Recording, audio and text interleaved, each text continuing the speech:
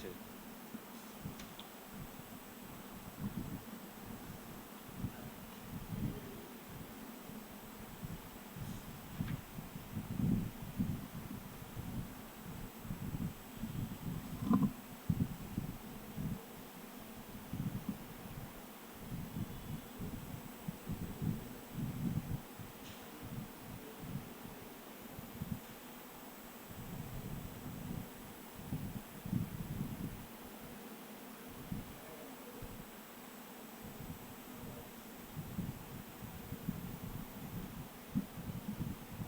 அவர்கிட்ட தான் இருக்கு.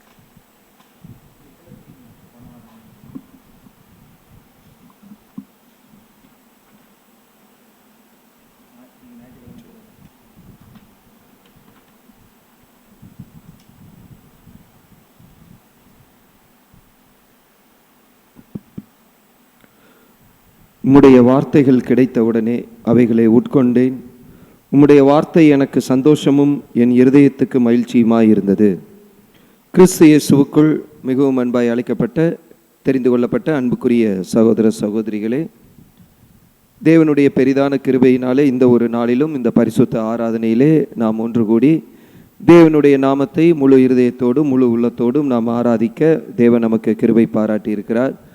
தேவன் நமக்கு செய்த எல்லா நன்மைகளுக்கும் நன்றியறிதல் உள்ளவர்களாக, தேவனுடைய இந்த அழைப்பின் மேன்மையை உணர்ந்த பிள்ளைகளாக, தேவன் நமக்கு இந்த பூமியிலே வாழும்போதே குமாரனுடைய சாயலுக்கு ஒப்பாக மாற மற்ற யாருக்கும் கிடைக்காத இந்த ஒரு மேலான சத்தியத்தை நமக்கு தந்திருக்கிறார்.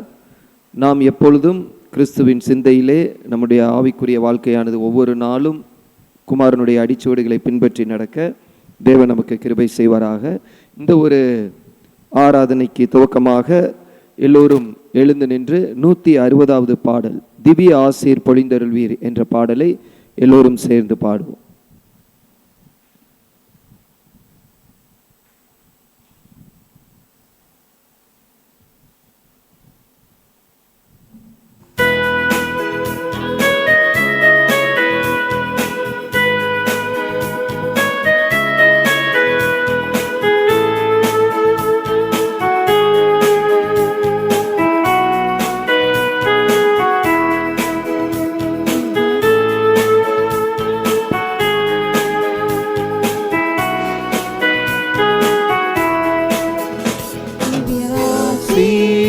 பொழிந்தருள்வி தெய்வ தந்தாய் யெகோவாவே, திவ்யாசி பொழிந்தருள்வி தெய்வ தந்தாய் யெகோவாவே. ஆனந்த பாக்கியமே மறை வழி செல்வது ஆவலுள்ள யாவருக்கும் அல்லேலூயா. ஆனந்த பாக்கியமே மறை வழி செல்வது யாவருக்கும் ஆசீர் பொழிந்தருள்வே தெய்வ தந்தாய் யெகோவாவே.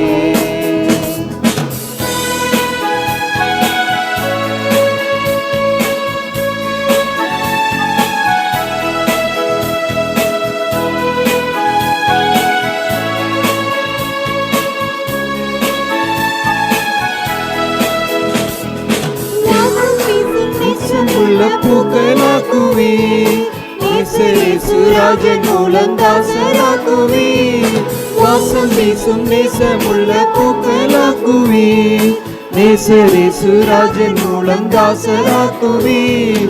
ஆனந்த பாக்கியமே மறை வழி செல்வது ஆவலுள்ள யாவருக்கும் ஆனந்த பாக்கியமே மறை வழி செல்வது ஆவலுள்ள யாவருக்கும் ஆசீர் பொழிந்தருள்வி தெய்வ தந்தாய் யெகோவாவே.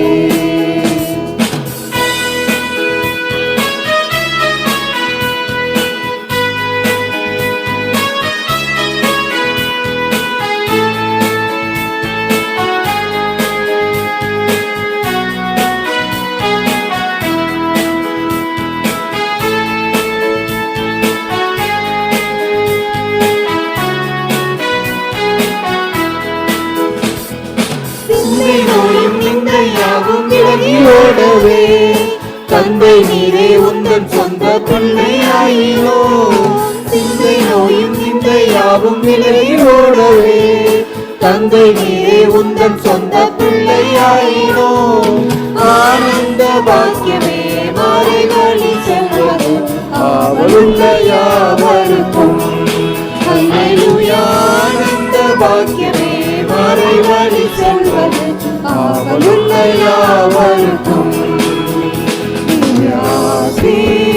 பொழிதருளே தெய்வ தந்தாய் யெகோவாவே.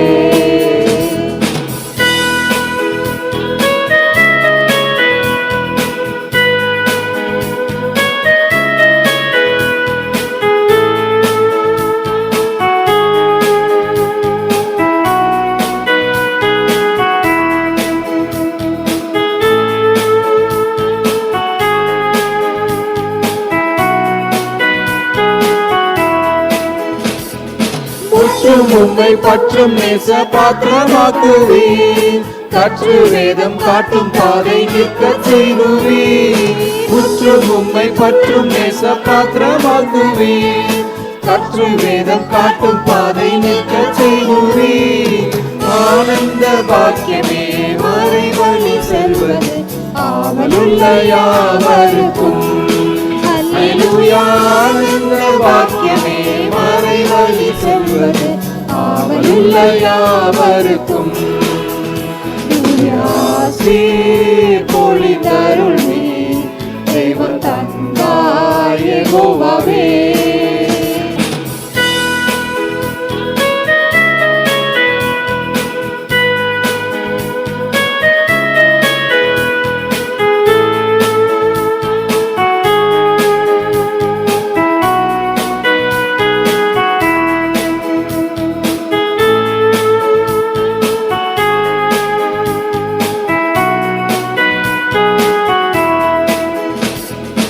நேற்றும் இன்றும் எம்மை காக்கும் அன்பின் தந்தையே, சாற்றும் சத்திய பாதை தன்னில் நடத்திடுவீர்.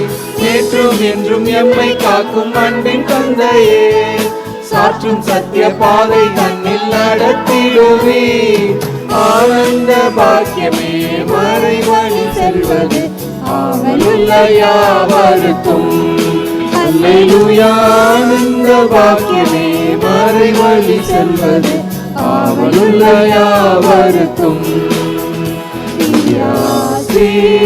பொழிதருளே தெய்வ தந்தாய் யெகோவாவே. இந்த ஒரு பரிசுத்த ஆராதனை துவக்க ஜெபத்தை சகோதரர்கள் ஜெய் ஃபில்பர்ட் அவர்கள் வந்து ஏறெடுக்கும்படியாக அன்போடு அழைக்கிறோம்.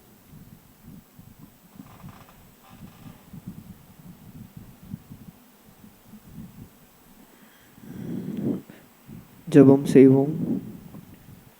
மகா இரக்கமும் கிருபையும் நீடிய சாந்தமும் மிகுந்த தயவும் நிறைந்த அன்பின் பரலோக பிதாவே, உம் ஒருவருக்கே துதி கன மையும் யாவும் சதா காலம் இருக்கிறோம். அப்பா, எங்கள் வாழ்நாட்களே ஒரு நாளை சேர்த்து கொடுத்து கூட்டி கொடுத்து இந்த நாளிலும் இந்த காலை பொழுதிலே சகோதர ஒன்று கூட்டி இந்த காலை ஆராதனையிலே தியானிக்க வைப்ப பெரிதான கிருபைக்காக நன்றி. அப்பா, எங்கள் வாழ்க்கையிலே எங்களுக்கு என்ன தேவை என்பதை நாம் முன்னும் கேட்கறதுக்கு முன்பதாகவும் அதை எங்கள் நினைவிலே சிந்திக்கிறதுக்கு முன்பாகவும் எல்லாவற்றும் அறிகிற தேவனப்பா. நீங்கள் இப்போதும் கூட எங்களுக்கு தேவையான நல்ல உடல் சுகத்தையும் நல்ல ஞானத்தையும் நல்ல புத்தியும் இதற்கு மேலாக நமக்கு பயப்படக்கூடிய பயத்தையும் பரிசுத்த ஆவியும் அதிகமாக தந்து வழிநடத்துங்கப்பா. இந்த உலகத்திலே எவ்வளோ ஞானிகளுக்கும் கல்விமான்களுக்கும் புத்திமான்களுக்கும் மத்தியில் எங்களையும் இந்த உண்மையான சத்தியத்தை கூட்டி வந்த பெரிதான கிருபைக்கு கூட நன்றியப்பா.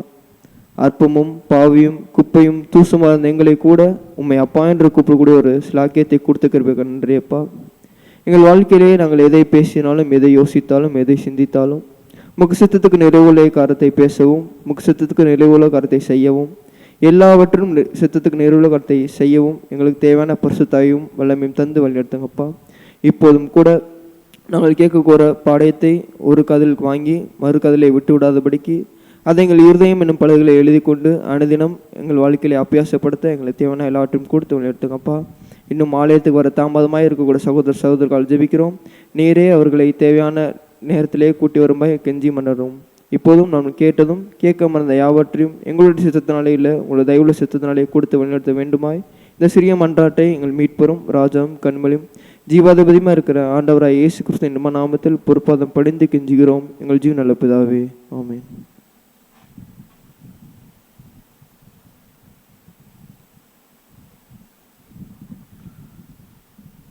நமது விசுவாசம் நாம் அனைவரும் சேர்ந்து அறிக்கையிடுவோம்.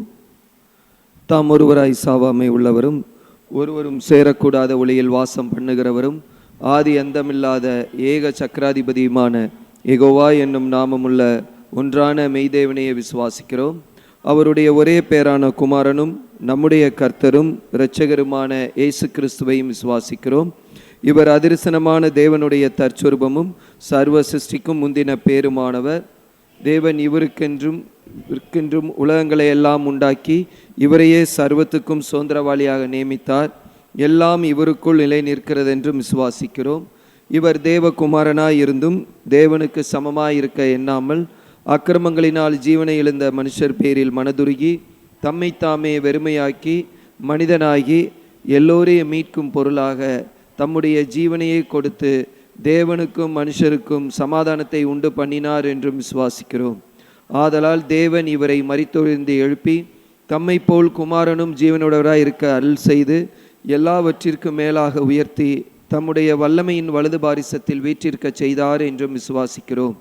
இவரே தேவனுக்கும் மனுஷருக்கும் மத்தியஸ்தராகவும் சபையாகிய சரீரத்திற்கு தலையாகவும் இருக்கிறார் என்றும் விசுவாசிக்கிறோம். இவர் பரலோகத்திற்கு ஏறி தாம் வாக்குத்தத்தம் பண்ணின உன்னதத்தில் இருந்து வரும் பலனாகிய பரிசுத்த ஆவியை விசுவாசிகள் அடங்கிய சபைக்கு அருளி தேவ சித்தத்தை அவர்களுக்கு வெளிப்படுத்தி பலியின் ஜீவியத்தில் அவர்களை நடத்தி வருகிறார் என்றும் விசுவாசிக்கிறோம். பிதா குறித்த காலத்தில் இவர் பலியின் மரணத்திற்குட்பட்டு முதலாம் உயிர்த்தெழுதலடையும் தம்முடைய சபையாகிய சகல பரிசுத்தவான்களோடும் இப்பூமியை நீதியாய் நியாயம் தீர்த்து சகல துரைத்தனத்தையும் அதிகாரத்தையும் வல்லமையும் பரிகரித்து என்றும் அழியாத தம்முடைய நீதியுள்ள அரசாட்சியை ஸ்தாபிப்பார் என்றும் விசுவாசிக்கிறோம். மரணமடைந்த மற்றவர்கள் கிறிஸ்துவின் அரசாட்சி காலத்தில் அவனவன் தன் வரிசையிலே உயிர்ப்பிக்கப்பட்டு அவர் தம்முடைய மரணத்தினால் சம்பாதித்த நித்திய ஜீவனை அடைய வழிநடத்தப்பட்டு பூரணப்படுவார்கள். ஆனால் மனப்பூர்வமாய் சீர்திருந்தாதவர்கள் இரண்டாம் மரணத்திலே அழிக்கப்படுவார்கள் என்றும் விசுவாசிக்கிறோம். எல்லா சத்துருக்களையும் தமது பாதப்படியாக்க மட்டும் இவர் ஆளுகை செய்து கடைசி சத்துருவாகிய மரணத்தையும் பரிகரித்து எல்லாவற்றினையும் முந்தின சீருக்கு கொண்டு வந்து பிதாவே சகலத்திலும் சகலவுமாய் இருப்பதற்கு அவருக்கு ராஜ்யத்தை ஒப்பு கொடுத்து அவருக்கு கீழ்ப்பட்டிருப்பார் என்றும் விசுவாசிக்கிறோம். ஆமேன். அனைவரும் அமருவோம். இன்றைய நாளுக்கான காலை தியானம், ஞாயிற்றுக்கிழமைக்கான காலை தியானத்தை சகோதரர் சங்கர் அவர்கள் பகிர்ந்து கொடுக்கும்படியாக அன்போடு அழைக்கிறோம்.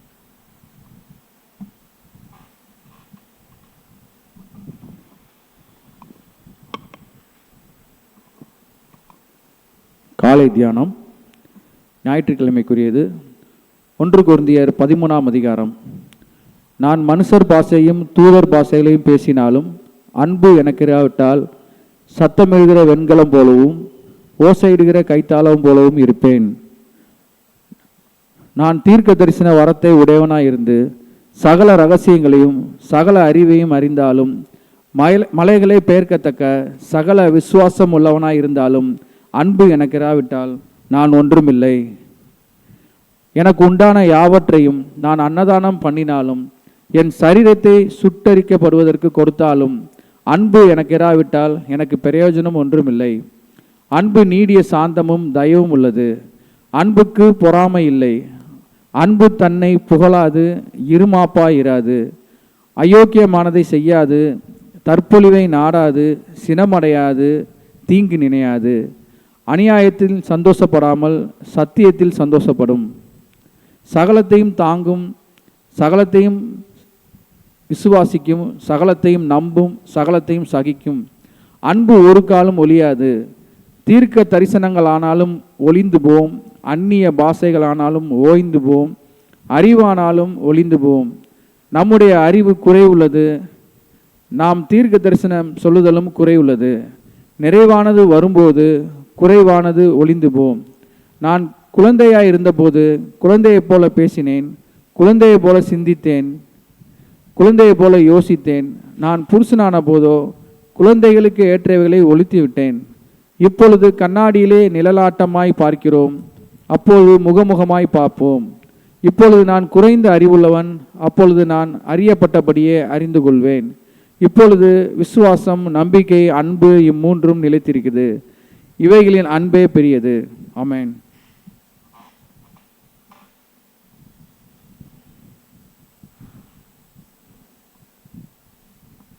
இன்றைய நாளுக்குரிய பரலோக மன்னாவை சகோதரர் சாமுவேல் ஐயா அவர்கள் பகிர்ந்து கொடுக்கும்படியாக அன்போடு அழைக்கிறோம்.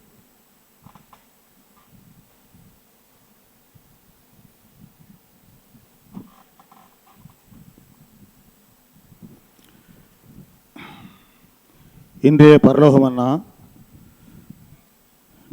டிசம்பர் 28. வழியிலே அவர் நதியில் குடிப்பார், ஆகையால் அவர் தனது தலையை எடுப்பார். சங்கீதம் 110:7. நம்முடைய இரட்சகரும் தலையுமானவர் நம்மை மேன்மேலும் ஆசீர்வதிக்கவும் புதிய சிந்தையும் ஆர்வமும் அளித்து விசுவாசத்துடன் நடத்தப்படவும் வேண்டுகிறோம்.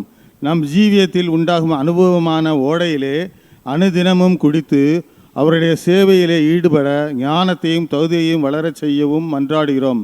இதன் மூலம் அவருடைய துதிகளை நாம் அறிவித்து சகல பாடுகளையும் வாழ்க்கையில் ஏற்படும் மாறுதல்களையும் பொறுமையாய் சகித்து அவர் நாமத்தை நம் சரீரத்தில் மகிமைப்பட செய்கிறோம்.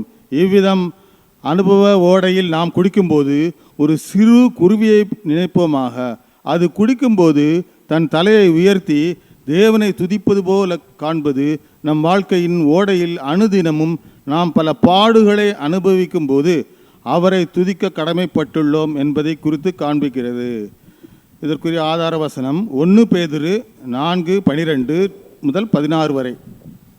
1 பேதுரு 4ஆம் அதிகாரம் 12ஆம் வசனம் முதல். பிரியமானவர்களே, உங்களை சோதிக்கும்படி உங்கள் நடுவில் பற்றி எரிகிற அக்கினியை குறித்து ஏதோ புதுமை என்று திகையாமல் கிறிஸ்துவின் மகிமை வெளிப்படும் போது நீங்கள் களி கூர்ந்து மகிழும்படியாக அவருடைய பாடுகளுக்கு நீங்கள் பங்காளிகளானதால் சந்தோஷப்படுங்கள். நீங்கள் கிறிஸ்துவின் நாமத்தின் நிமித்தம் நிந்திக்கப்பட்டால் பாக்கியவான்கள். ஏனென்றால் தேவனுடைய ஆவி, மகிமையுள்ள ஆவி உங்கள் மேல் தங்கி இருக்கிறார். அவர்களாலே தூஷிக்கப்படுகிறார், உங்களாலே மகிமைப்படுகிறார். ஆதலால் உங்களில் ஒருவனும் கொலை பாதகனாயாவது, திருடனாயாவது, பொல்லாங்கு செய்தவனாயாவது, அந்நிய காரியங்களில் தலையிட்டு கொண்டவனாயாவது பாடுபடுகிறவனாய் இருக்கக்கூடாது. ஒருவன் கிறிஸ்தவனாய் இருப்பதினால் பாடுபட்டால் வெட்கப்படாமல் இருந்து அது நிமித்தம் தேவனை மகிமைப்படுத்த கடவன். இதற்குரிய விளக்கம் இந்த வசனத்தில் என்ன சொல்கிறது என்றால், நாம் அனுதினமும் தேவனை துதிக்க வேண்டும். துதி தான் மிக முக்கியமானது. பரலோகத்தில் போய் நம்ம துதிக்கத்தான் செய்ய போகிறோம். அந்த பரலோக ராஜ்யத்தை துதிப்பதற்கு முன்பாக நாம் இப்பொழுது இங்கே என்ன செய்ய வேண்டும் என்றால், இந்த பூமிக்குரிய ராஜ்யத்தில் நாம் துதித்து கொண்டு இருந்தால்தான் தேவனுடைய நாமம் மகிமைப்படும். அதே போல் நம்முடைய வாழ்க்கையில் பல உபத்திரவங்கள் தொடர்ந்து வந்து கொண்டு தான் இருக்குது. உபத்திரவம் இல்லாத மனுஷரே கிடையாது. எப்பேற்பட்ட ஐஸ்வர்யனாக இருந்தாலும் சரி, ஏழையாக இருந்தாலும் சரி, படித்தவனோ பாமரமோ யார் இருந்தாலும் அந்த உபத்திரவங்கள், பாடுகள் வரத்தான் செய்யும். ஸோ அந்த பாடுகள் மூலமாக நாம் மகிமையை அடைய வேண்டும். ஸோ அந்த உபத்திரவங்கள் அல்லது பாடுகளை நாம் அனுதினமும் வசனத்தின் மூலமாக, வசனத்தை தியானிப்பதன் மூலமாக கற்றுக்கொண்டு அதன் மூலமாக நாம் தேவனை மகிமைப்படுத்தி அவருடைய அந்த லக்காகி நாம் அந்த ஓடையின் வழியாக நடந்து சென்று அந்த கடைசி இறுதி லக்காகிய அந்த பந்தய பொருளை அடைய நாம் பாடுபட வேண்டும். அதற்காக வேண்டி நாம் அனுதினமும் பாடுகளை சகிக்க வேண்டும். இந்த பாடுகள் என்பது அந்த வசனத்தை நம்ம தியானிக்கும் போது அந்த பாடுகள் நமக்கு இலகுவாக இருக்கும். ஒரு குருவி எப்படி ஓடையில் ஓடுகிற ஓடை, அந்த ஓடுகிற ஓடை என்பது தேவனுடைய வார்த்தை. அந்த தேவனுடைய வார்த்தையில் அந்த குருவியானது எப்படி அந்த ஓடையில் தண்ணீரை அந்த தண்ணீரால் திருப்தி அடைந்து, அந்த வார்த்தையினால் திருப்தி அடைந்து தலையை தூக்கி தேவனை மகிமைப்படுத்துகிறதோ, துதித்து மகிமைப்படுத்துகிறதோ, அதுபோல் நாமும் அந்த வார்த்தையை நாம் அனுதினமும் உட்கொண்டு உபத்திரங்கள் வழியாக நடந்து தேவனை மகிமைப்படுத்த நாம் தலைகளை நிமிர்த்தி உயர்த்தி தேவனை மகிமைப்படுத்த வேண்டும் என்று ஆண்டவராய் இயேசு கிறிஸ்து மூலமாக வேண்டிக் கொள்கிறோம். தேவனுடைய நாம் மகிமைப்படுவதாக. ஆமேன்.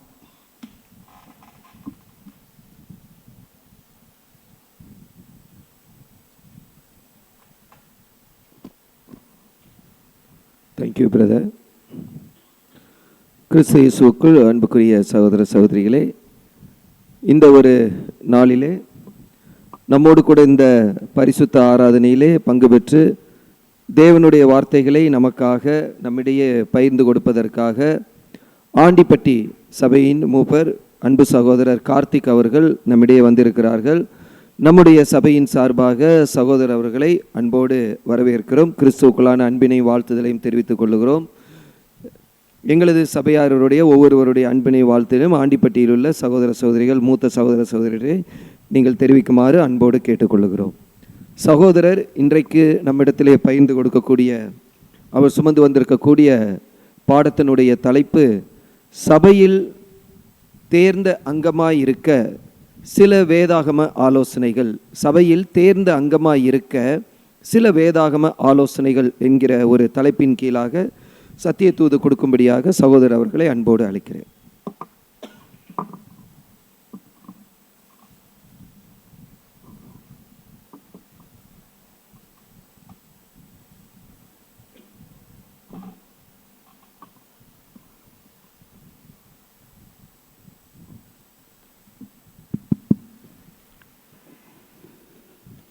கிறிஸ்து இயேசுவுக்குள் மிகவும் அன்பாய் அழைக்கப்பட்ட அன்புக்குரிய சகோதரர்களே மற்றும் சகோதரர்களே, உங்கள் யாவருக்கும் கிறிஸ்துவுக்குள்ளான அன்பின் வாழ்த்துதலை இந்த நேரத்திலும் கூட தெரிவித்துக் கொள்வதில் அடியனும் ஆண்டிப்பட்டி சபையின் சார்பாகவும் இந்த நேரத்திலே தெரிவித்துக் கொள்வதோடு, இப்பொழுதும் கூட இப்போ அநேக சகோதர சகோதரர்களை நாம் நீண்ட இடைவெளிக்கு பின்பாக சந்திக்குவதில் நாங்கள் மகிழ்ச்சி அடைகிறோம். இந்த நாளிலும் கூட பிதாவாகிய தேவனால் இங்கே நமக்கு தேவ செய்தியை கொடுப்பதற்காக அவர் தெரிந்து கொள்ளப்பட்ட ஒரு வேத வசனம், வேத தலைப்பாக நாம் பார்க்கும் பொழுது என்ன தலைப்பு போட்டிருக்கோம்? சபையிலே தேர்ந்த அங்கமாக இருக்க சில வேதாகம ஆலோசனைகள். இது ஏன் நமக்கு ஒரு இன்றியமையாதாக இருக்கணும்? நம்ம எல்லாமே கற்று தேர்ந்தவர்கள் தானே, நமக்கு ஒரு ஆலோசனைகள் தேவையா? நம்ம அனுதினமும் வேத வசனங்களை வாசிக்கிறோம், தியானிக்கிறோம். அப்படி இருக்கும் பொழுது நமக்கு இந்த ஆலோசனைகள் தேவையான ஒன்றாக இருக்கிறதா?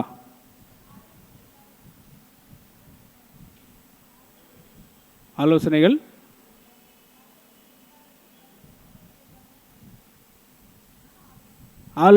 நமக்கு இன்றியமையாத ஒன்றாக இருக்கிறது. ஏன்னா நம்மளுடைய குழந்தைகளை நாம் பெற்று வளர்க்குறோம். அப்படி வளர்க்கும் பொழுது நம்ம எப்படியே விட்டுறோமா? அப்பப்போ சில ஆலோசனைகள் கொடுக்குறோம். எதற்காக? அவர்கள் நன்று தேறி வரணும், நல்லா இருக்கணும் அப்படின்றதுக்காக நம்ம கொடுக்குறோம். ஸோ அதன் அடிப்படையில் பார்க்கும் பொழுது வேதத்தின் அடிப்படையில் நாம் சில காரியங்களை சபைக்கு ஆலோசனைகளாக நாம் பார்க்க இருக்கிறோம். இதற்காக நாம் தெரிந்து கொள்ளப்பட்ட ஒரு ஆதார வசனமாக, ஏனென்றால் நம்ம எதுவுமே பேசினாலும் சத்தியத்தின் அடிப்படையில் தான் பேசணும், வேதத்தின் அடிப்படையில் தான் பேசணும். ஸோ சத்தியம் என்ன சொல்லுது அப்படின்னு பார்க்கும் பொழுது 2 தீமோத்தேயு 3ஆம் அதிகாரம் 16-17 வசனங்களை வாசித்து நாம் இந்த பாடத்துக்குள்ளாக கடந்து செல்வோமாக. 2 தீமோத்தேயு 3ஆம் அதிகாரம் 16 மற்றும் 17 வசனங்கள் நானே வாசிக்கிறேன். வேத வாக்கியங்கள் எல்லாம் தேவ ஆவியினால் அருளப்பட்டிருக்கிறது. தேவனுடைய மனுஷன் தேறியவனாகவும் எந்த நற்கரியும் செய்ய தகுதி உள்ளவனாகவும் இருக்கும்படியாக அவைகள் உபதேசத்துக்கும் கடிந்து கொள்ளுதலுக்கும் சீர்ந்துதலுக்கும் நீதியை படிப்புதலுக்கும் பிரயோஜனம் உள்ளவைகளாக இருக்கிறது என்று நாம் பார்க்குறோம். ஸோ இது எதற்காக கொடுக்கப்பட்டிருக்குது? வேத வாக்கியங்கள் எல்லாம் தேவனால் அருளப்பட்டிருக்குது. அது யாருக்கு கொடுக்கப்பட்டிருக்குன்னு பார்க்குறோம். அந்த வசனத்திலே இருக்குது, தேவ ஆவியினால் கொடுக்குறாரு. அது யார் கொடுக்குறாரு? தேவனுடைய மனுஷன். அவன் எப்படிப்பட்டவனாக இருக்கணும்? தேறினவனாக இருக்கணும். எதற்காக அவன் தேறினவனாக இருக்கணுன்றது ஒரு கொஸ்டின் அங்கே நமக்கு வருது. ஸோ இந்த தலைப்பு பார்த்தீங்கன்னா என்ன தலைப்பு? தேர்ந்த அங்கமாக இருக்கு. ஏன் தேர்ந்த அங்கமாக இருக்கணும்? ஒரு தேவனுடைய மனுஷன், ஒரு சபையில் இருக்கக்கூடிய அங்கங்கள் ஏன் தேறினவர்களாக இருக்கணும்? இதுக்கு பதில் என்ன தெரியுங்களா? நம்ம எதற்காக அழைக்கப்பட்டிருக்கோம்? சபை வகுப்பார் அழைக்கப்பட்டிருக்கோம். அழைக்கப்பட்டு எதற்காக அழைக்கப்பட்டிருக்கோம்? தேவனுடைய ராஜ்யத்திலே ஊழியக்காரர்களாகவும் இருக்கிறதுக்காக நம்ம அழைக்கப்பட்டிருக்கோம். ராஜரீக ஆசாரிய ஊழியம் செய்வதற்காக நம்ம அழைக்கப்பட்டிருக்கோம். அப்படி அழைக்கப்படும் பொழுது நமக்கு ஒரு குவாலிஃபிகேஷன் வேணுமா வேணாமா? இப்போ ஒரு வேலைக்கு நம்ம எடுக்கணும்னாலே அவங்க என்னென்ன க்ரைட்டீரியா வச்சு எடுக்கிறாங்க. ஸோ அப்படி சபையிலுடைய தேரின் அங்கமாக இருந்தால் மாத்திரம்தான் நம்ம எங்கே போக முடியும்? ராஜ்யத்திற்குரிய ஊழியம் செய்வதற்கு நம்ம வந்து தகுதியான ஆட்களாக இருக்க முடியும். அப்படி பார்க்கும் பொழுது வேதம் என்ன சொல்லுது? தேவனுடைய மனுஷன் தேறியவனாகவும் எந்த நற்கியும் செய்ய தகுதி உள்ளவனாகவும் இருக்கும்படியாக எவைகள் வேத வசனங்கள் உபதேசத்துக்கும் கடிந்து கொள்ளுதலுக்கும் சீர்ந்துதலுக்கும் நீதியை படிப்புகளுக்கும் பிரயோஜனம் உள்ளவைகளாக இருக்கிறது. ஆக அன்புக்குரிய சகோதரர்களே மற்றும் சகோதரிகளே, இந்த வசனத்தின் அடிப்படையில் ஆதாரமாக வைத்து நம்ம என்ன பண்ணுறோம் அப்படின்னா, இந்த சத்தியத்துக்குள்ளாக நம்ம போக போகிறோம். இந்த பாடம் வந்து முழுக்க வசனத்தின் அடிப்படையில் தான் இருக்கும். ஸோ வசனத்தை நம்ம அதிகமாக ரீட் பண்ணக்கூடிய ஒரு தருணமாக இருக்கும். அதை நீங்கள் கொஞ்சம் பார்த்து கோஆப்ரேட் பண்ணுங்கள். ஸோ முதலாவது நான் பார்க்கும்போது ஃபஸ்ட்டு குவாலிஃபிகேஷன் நமக்கு இருக்கணுமா? அது என்ன குவாலிஃபிகேஷனாக இருக்கும்னு நினைக்கிறீங்க? முதல் குவாலிஃபிகேஷன் எபிரேயர் 10ஆம் அதிகாரம் 25ஆம் வசனம். ஃபஸ்ட்டு குவாலிஃபிகேஷன் நம்மகிட்ட எதிர்பார்க்குறாரு தேவன். 10ஆம் அதிகாரம் 25ஆம் வசனம். எபிரேயர் 10ஆம் அதிகாரம் 25ஆம் வசனம்.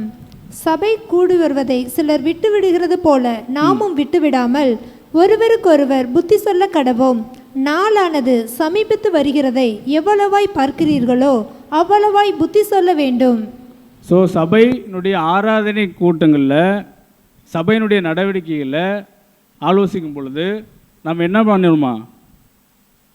குறித்த நேரத்தில், அதுதான் ரொம்ப முக்கியம், குறித்த நேரத்தில் நம்ம வந்து பார்ட்டிசிபேட் பண்ணணும். இந்த குறித்த நேரத்தில்ன்றதுக்கு நம்ம அநேக ஊமைகள் பார்த்துருக்கோம். என்னென்ன ஊமைகள் பார்த்துருக்கோம்? புத்தி உள்ள கன்னிகைகள், புத்தி இல்லாத கன்னிகைகள் பார்த்துருக்கோம். அந்த டைம் வரும்போது என்ன பண்ணுறாங்க? அந்த புத்திகளுக்குள்ளே ஆயத்தமாக இல்லை புத்தி இல்லாதவங்க. அப்போ என்ன பண்ணுறது? கதவு அடைக்கப்பட்டுறது. சரிங்களா? அப்போ அந்த வாய்ப்பை அவங்க இழந்து போகிறாங்க. ஸோ நம்மளும் எப்படி இருக்கோம்? 9:30 சபை கூடுதல் டைம் அப்படின்னா எத்தனை மணிக்கு வரும்? 9:45 10 மணி அந்த மாதிரி வரும். இது வந்து தேவனுடைய சமூகத்தில் ஏற்புடையதா? தேவனுடைய சபையில் ஏற்புடையதா? இப்போ நம்ம வசனம் வாச்சோம், தேவனுடைய மனுஷன் தேறியவனாகவும் எந்த ஒரு நற்கிரியும் செய்ய தகுதி உள்ளவனா. எப்படி நம்ம தகுதி உள்ளவனாக இருக்க முடியும்? பேசிக் குவாலிஃபிகேஷனில் நம்ம வந்து குவாலிஃபை ஆகலை, எப்படி தகுதி உள்ளவனாக இருக்க முடியும்? ஸோ சபை கூடுதலை நாம் தவறாது கலந்து கொள்ளணும். இதுதான் நமக்கு ஆதி காலத்து இஸ்ரேல் சபைகளுக்கும் கொடுக்கப்பட்ட ஒரு ஆலோசனை. இப்பொழுது கூடிய நமக்கும் அவர் கேட்குற ஒரே ஒரு கேள்வி என்ன? ஒரே ஒரு கேள்வின்னு கூட சொல்ல முடியாது. நம்மகிட்ட எதிர்பார்க்கக்கூடிய காரியம் என்னன்னு பார்த்தோம்னா, நீங்கள் வந்து சபை கூடுதலுக்கு தேவையான எல்லாத்தையும் பண்ணுங்கள், வசதிகள் பண்ணுங்கன்னா கேட்குறாரு. பலி செலுத்துங்கன்னு சொல்கிறாரு. என்ன பலி செலுத்த சொல்கிறாரு? சோத்திர பலி செலுத்துங்கன்றாரு. நீங்கள் நல்ல ஒரு ஆடு மாடெல்லாம் தேர்ந்தெடுத்து எல்லோரும் செலவு பண்ணி பண்ணுங்கன்னு சொல்கிறாரா? அப்படி சொல்லலையே நம்மகிட்ட. அவர் கேட்குற பிரதானமான ஒரு காரியம் என்ன? சபை கூடுதலை நீங்கள் விட்டு விடாதிருங்கள், அதை வந்து குறித்த நேரத்தில் நம்ம வந்து கலந்து கொள்ளணும். இதுதான் நம்மகிட்ட எதிர்பார்க்குற ஃபஸ்ட்டு குவாலிஃபிகேஷன். எதுக்கு? தேவனுடைய சபையில் தேரின் அங்கமாக இருக்கிறதுக்கு முதல் குவாலிஃபிகேஷன் அப்படின்னு பார்த்தோம் அப்படின்னா இந்த ஒரு காரியம். இதை எத்தனை பேர் நம்ம வந்து ஹானர் பண்ணுறோம்? இந்த தகுதி எத்தனை பேர்கிட்ட நம்மகிட்ட இருக்குது? யாராவது சொல்ல முடியுமா? நான் வந்து கரெக்டாக சபை கூட எல்லா சபையிலும் கூடுதலையும் கலந்துக்குவேன், குறித்த நேரத்தில் கலந்துக்குவேன் அப்படின்னு யாராவது சொல்ல முடியுமா? ஏன் அது நம்ம சொல்ல முடியல? இது வந்து ஒரு உதாரணம் நான் சொல்கிறேன். இப்போ ஒரு இன்டர்வியூ நடக்குது, இல்லை ஒரு டாக்டர் அப்பாயின்மெண்ட்டு. அந்த அப்பாயின்மெண்ட்டுக்கு நம்ம எப்போ போகிறோம்? 10 மணிக்கு அப்பாயின்மெண்ட்னா 7 மணிக்கு இப்போ உட்காந்துருப்போம். அது ஏன்? ஒரு அழிந்து போக சரீரத்திற்காக நம்ம வந்து முக்கியத்துவம் கொடுத்து ஒரு 7 மணிக்கு போய் அங்கே ஆயத்தமாக உட்காடுறோம். அப்போ வந்து நம்ம என்ன பண்ணியிருப்போம், ஏதாவது ஒரு ப்ரிப்ரேஷன் பண்ணியிருப்போமா, எதுவும் பண்ணியிருக்கோம், சாப்பிட கூட மாட்டோம். ஸோ அந்த ஒரு முக்கியத்துவத்தை கொடுக்கக்கூடிய நாம் ஏன் சபை கூடுதலில் ஒரு முக்கியத்துவம் கொடுக்கக்கூடாது? இது நம்மளுடைய நன்மைகளுக்காக தான் நம்ம பண்ணுறோம். ஸோ அன்புக்குரிய சகோதரர்களே மற்றும் சகோதரிகளே, இந்த ஒரு பாடம் நமக்கு வந்து எப்படிப்பட்டதாக பாடமாக இருக்குன்னு தெரியுங்களா? தேவனுடைய ராஜ்யத்துக்கு நாம் அனைவரும் அழைக்கப்பட்டிருக்கோம். அந்த அழைப்பிற்கு நாம் ஒவ்வொருவரும் உண்மை உள்ளவர்களாகவும் தகுதி உள்ளவர்களாகவும் இருப்பதற்காக இந்த ஒரு சப்ஜெக்ட் நமக்கு ஒரு எச்சரிப்பாக கூட இருக்கலாம். ஏன்னா ஒவ்வொரு வேத வசனங்களும் பார்த்திங்கன்னா உங்களை நம்ம கேள்வி கேட்குற மாதிரியே இருக்கும். ஒரு 20 வசனங்கள் மேலே இருக்குது. எல்லாமே நம்மளை கேள்வி கேட்குற மாதிரி இருக்கும். அந்த ஒரு வசனத்திலேயாவது நம்ம வந்து தகுதி உள்ளவர்களாக இருக்கிறோமா அப்படின்றத நம்ம ஒவ்வொருவரும் ஆராய்ந்து சிந்திக்க வேண்டும். ஸோ முதல் வசனம் இப்படிப்பட்டதாக இருக்குது. இதில் வந்து அந்த வசனத்தில் எபிரேயர் 10ஆம் அதிகாரம் 25ஆம் வசனத்தில் சபை கூடுதலை சிலர் விட்டு விடுகிறது போல. இப்போ அநேக சகோதரர்கள் நம்ம இடத்துல இருந்திருப்பாங்க போன வாரத்தில், அதுக்கு முந்தின வாரத்தில். ஆனால் இப்போ பார்த்தீங்கன்னா இல்லை. அதுக்கு என்ன காரணம்? அவங்கள மாதிரி நாம் இருக்கக்கூடாது. அதான் அந்த வசனம். அவங்களுக்கு நீங்கள் என்ன பண்ணணும்? புத்தி சொல்ல கடவோம். சபை கூடுதலை விட்டுறாதீங்க அப்படின்னு சொல்லி நம்ம வந்தால் தானே அவங்கள்ட்ட புத்தி சொல்ல முடியும். சரிங்களா? ஸோ நாம் மற்றவர்களுக்கு புத்தி சொல்ல வேண்டும் அப்படின்ற கட்டாயத்தில் இருக்கும் பொழுது நாம் அதை நடப்பித்து காட்டக்கூடிய ஒரு கண்டிப்பில் இருக்கோம். சரிங்களா? ஸோ நாளானது சமீபத்து இருக்கிறதை எவ்வளவாய் பார்க்கிறீர்களோ, நாளானது சமீபத்து இருக்கிறதை, என்ன நாள் சமீபமாக இருக்குது? நம்ம அநேக சப்ஜெக்ட்ஸ் சகோதரர்கள் பேசுகிறாங்க, நாட்கள் சமீபமாக இருக்குது. என்ன நாட்கள் சமீபமாக இருக்கிறது? தேவனுடைய ராஜ்யம், இயேசு கிறிஸ்துவினுடைய ராஜ்யம் சமீபமாக இருக்கிறது அப்படின்னு நம்ம சொல்கிறோம். இதை வந்து அது பாட்டு ஒரு ஓரமாக இருக்கட்டும், நம்ம விட்டுடலாமா? அது பாட்டுக்கு இருக்கட்டும். நம்முடைய செய்திகளை நாம் செய்து கொண்டு இருக்கலாம் அப்படின்னு நம்ம நினச்சோம் அப்படின்னா நாம் அந்த வாழ்ப்பை இழந்து போகக்கூடியவர்களாக இருக்கிறோம் என்பதில் நாம் கவனம் செலுத்த வேண்டும்.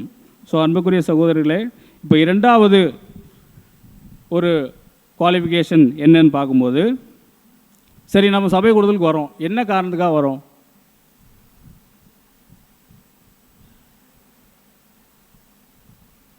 தேவனுடைய ஆசீர்வாதத்தை பெறுவதற்காக நம்ம வரோம். அதுக்கு தானே வரோம். இல்லை கண்டிப்பாக ஏதாவது ஒரு அட்டண்டன்ஸ் போகிறதுக்காக வரோமா? அப்படி இல்லை. ஸோ தேவனுடைய ஆசீர்வாதத்தை பெறுவதற்காக நாம் வருகிறோம். எபிரேயர் 10ஆம் அதிகாரம் 23-24 வசனங்கள். எபிரேயர் 10ஆம் அதிகாரம் 23-24 வசனங்கள். எபிரேயர் 10ஆம் அதிகாரம் 23ஆம் வசனம். அல்லாமலும் நம்முடைய நம்பிக்கையை அறிக்கையிடுகிறதில் அசைவில்லாமல் உறுதியாய் இருக்க கடவோம். வாக்குத்தத்தம் பண்ணினவர் உண்மை உள்ளவராய் இருக்கிறாரே. மேலும் அன்புக்கும் நற்கிரியைகளுக்கும் நம் ஏவப்படும்படி ஒருவரை ஒருவர் கவனித்திருங்கள். சரி, கவனித்து சபை கூடு வருவதை சிலர் விட்டு விடுகிறது போல நாமும் விட்டு விடாமல். ஸோ நாம் வந்து சபை கூடி வருவதற்கு காரணம் நாம் நல்லா இருக்கணும், தேவனிடத்தில் ஆசீர்வாதத்தை பெறணும் அப்படின்னு நம்ம நினைக்கிறோம். நாம் எப்படி ஆசீர்வாதத்தை பெறுகிறோமோ அந்த ஆசீர்வாதத்தை மற்றவர்களும் பெற்றுக்கொள்வதாக இருக்க வேண்டும் அப்படின்னு நாம் என்ன பண்ணணும்? உறுதிப்படுத்தணும். ஸோ இந்த ரெண்டாவது பாயிண்ட் என்னன்னு பார்க்கும்போது குவாலிஃபிகேஷன் எதுக்காக வரும்? ஆசீர்வாதத்தை நம்மளுடைய விசுவாசம் நம்பிக்கையும் ஆசீர்வாதத்தை பெற்றுக்கொள்ளும் வண்ணமாக இருக்கிறதா?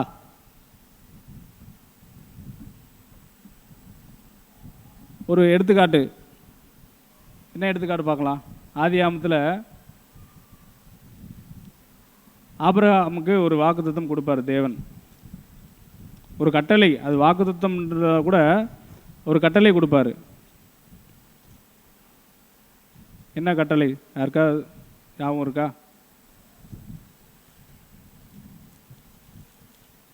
இந்த தேசத்தை விட்டு என்ன பண்ண சொல்வார்?